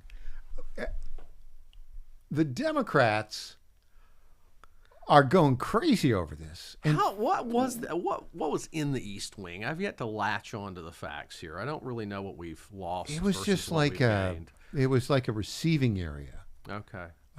The East Wing. It's not a series of rooms that we've come to know as Americans, and then it could host like maybe 100 or 150 people for events, but it was Brian Wilson. Brian Wilson. Yeah. Had told us it was sort of like whenever you went there was sort of like where you went as you went into the White House. Oh, okay. But he's tearing it down. Yeah. He's going to build a 90,000 square foot grand ballroom. It's like he's tacking a Buc-ee's onto the end of it. Pretty much. Yeah. It could seat up to 1,000 people, which is a 5-fold increase of the maximum right now. For years they've been saying, when we hold a great big state dinner, we've got to bring those tents in. Right. Which is like with the porta potties. It's not exactly the right way to. Yeah, it's not steeplechase. It's the White House, right? Let's. You have an architectural suggestion. Well, I just was saying maybe if he could put a golden escalator in it so that he could come down it into the ballroom, that would probably be a nice touch. I think that would be fantastic. I think it'd be great. Yeah. He could repeat that every time. There's the president. I mean, we talked about again. You always ask me on the show, if you were counseling the Democrats, what would you say to them? I literally saw somebody call building this thing a threat to democracy. Yeah. It's a ballroom. It's a ballroom. It's not a threat to anything. It's not a threat to democracy. It's a ballroom. And okay, yes, the White House is a historic building. Yes, it's the house of the President of the United States. But, maybe we needed a ballroom. I mean, yeah.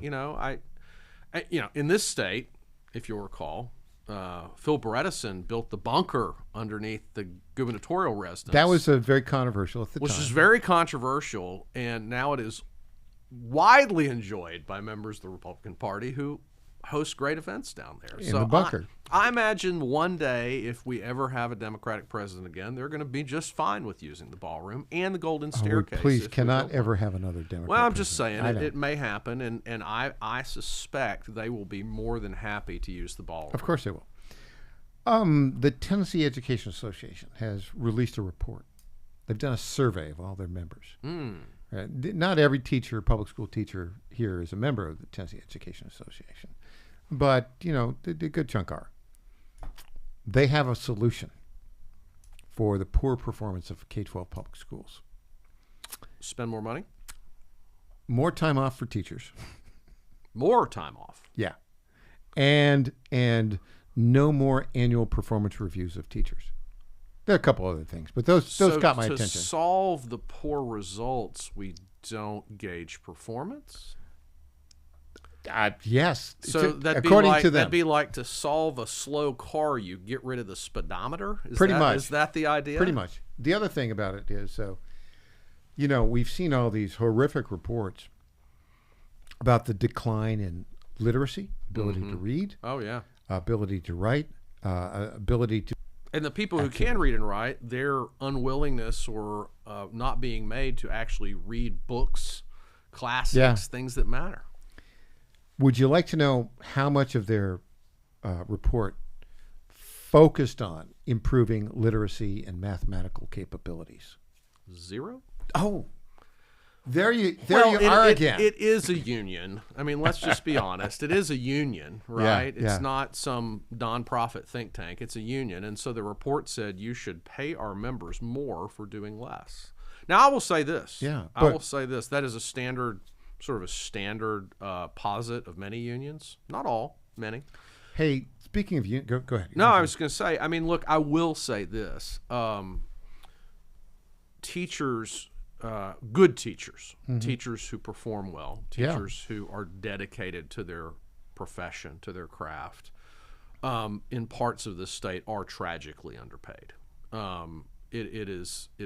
I mean, like, I could never afford to be a teacher. You know, if you want to raise a family, being a teacher is very difficult. I mean, you'd make more being a nurse, maybe even a cop. Got to talk a little football. Okay. LSU fired Brian Kelly. They should $54 million. As they should have. They should never have hired him. He is a fraud. But what do you really think about the guy? I you know what? My late father was an LSU grad, an LSU fan, and he was very hopeful about it. And I was like, Dad, this guy. I mean, you know what he did? When his first press conference, he pulled the Kamala Harris. He changed his accent. To be Southern. You remember this original press conference? He's from Boston. Suddenly, he's from Boston. He's talking like he's from the deep South. I mean, it was the most cringy thing I've ever seen. Last question. Uh-huh. Do we have a football team here, the Tennessee Titans? No. I mean, we have a football team. They are a team. They're not. Do we have a competitive football team? We do not. No. They got stomped. Yeah, they're just bad. 38-14. They're bad. Was it a mistake to fire Mike Vrabel, you think? You think? Yeah. And on that happy note, Clint Brewer, thanks for joining us today. Thanks for having me, Mike. All right. Well, tomorrow, Sean Davis with the Federalist will be here in studio. Nice. How about that? All right. And Sean Farash. Okay. We'll be back tomorrow morning, 9 o'clock Central Time. The website, TennesseeStar.com.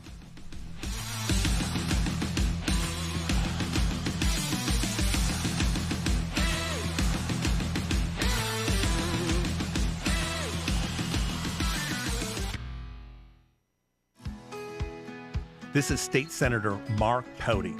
Government is limited to what it is supposed to do. One of the things that is critical that we're supposed to be working on is transportation. Here in Middle Tennessee, our roads need more help. As your state senator, we are focused on getting more money reoccurring without a new tax increase for our roads here in Tennessee. This is State Senator Mark Pody. Paid for by Campaign for Mark Pody, Christina Hibden, Treasurer. Hey there, it's Lenny McGill, founder and CEO of GlockStore.com. For over 30 years, I've supported our Second Amendment rights with GlockStore.com, the world's #1 source for Glock handguns, parts, and accessories. I also support accurate, unbiased journalism like The Michael Patrick Leahy Show. His team broke the Kilmar Abrego Garcia traffic stop and was the first to obtain that video. Independent journalism at its finest. Visit us at GlockStore.com. Listen to Michael Patrick Leahy and make America great again. FlatFeeNashville.com is a full-service real estate brokerage that charges homeowners a upfront flat fee of $999 to completely list, market, and sell your home. We are all about saving consumers money, saving that equity. Nobody should hire an agent and feel like when that agent walks in the door, that agent is more concerned about the down payment on their next Mercedes purchase versus saving the equity that those homeowners have worked hard for. I've spent my entire career in ensuring that the equity that people save and they put into their monthly mortgage every single month, as much of that as we possibly can goes back to them when they go to list and sell that home. The idea is to give homeowners the ability to really create generational wealth. FlatFeeNashville.com, FlatFeeNashville.com.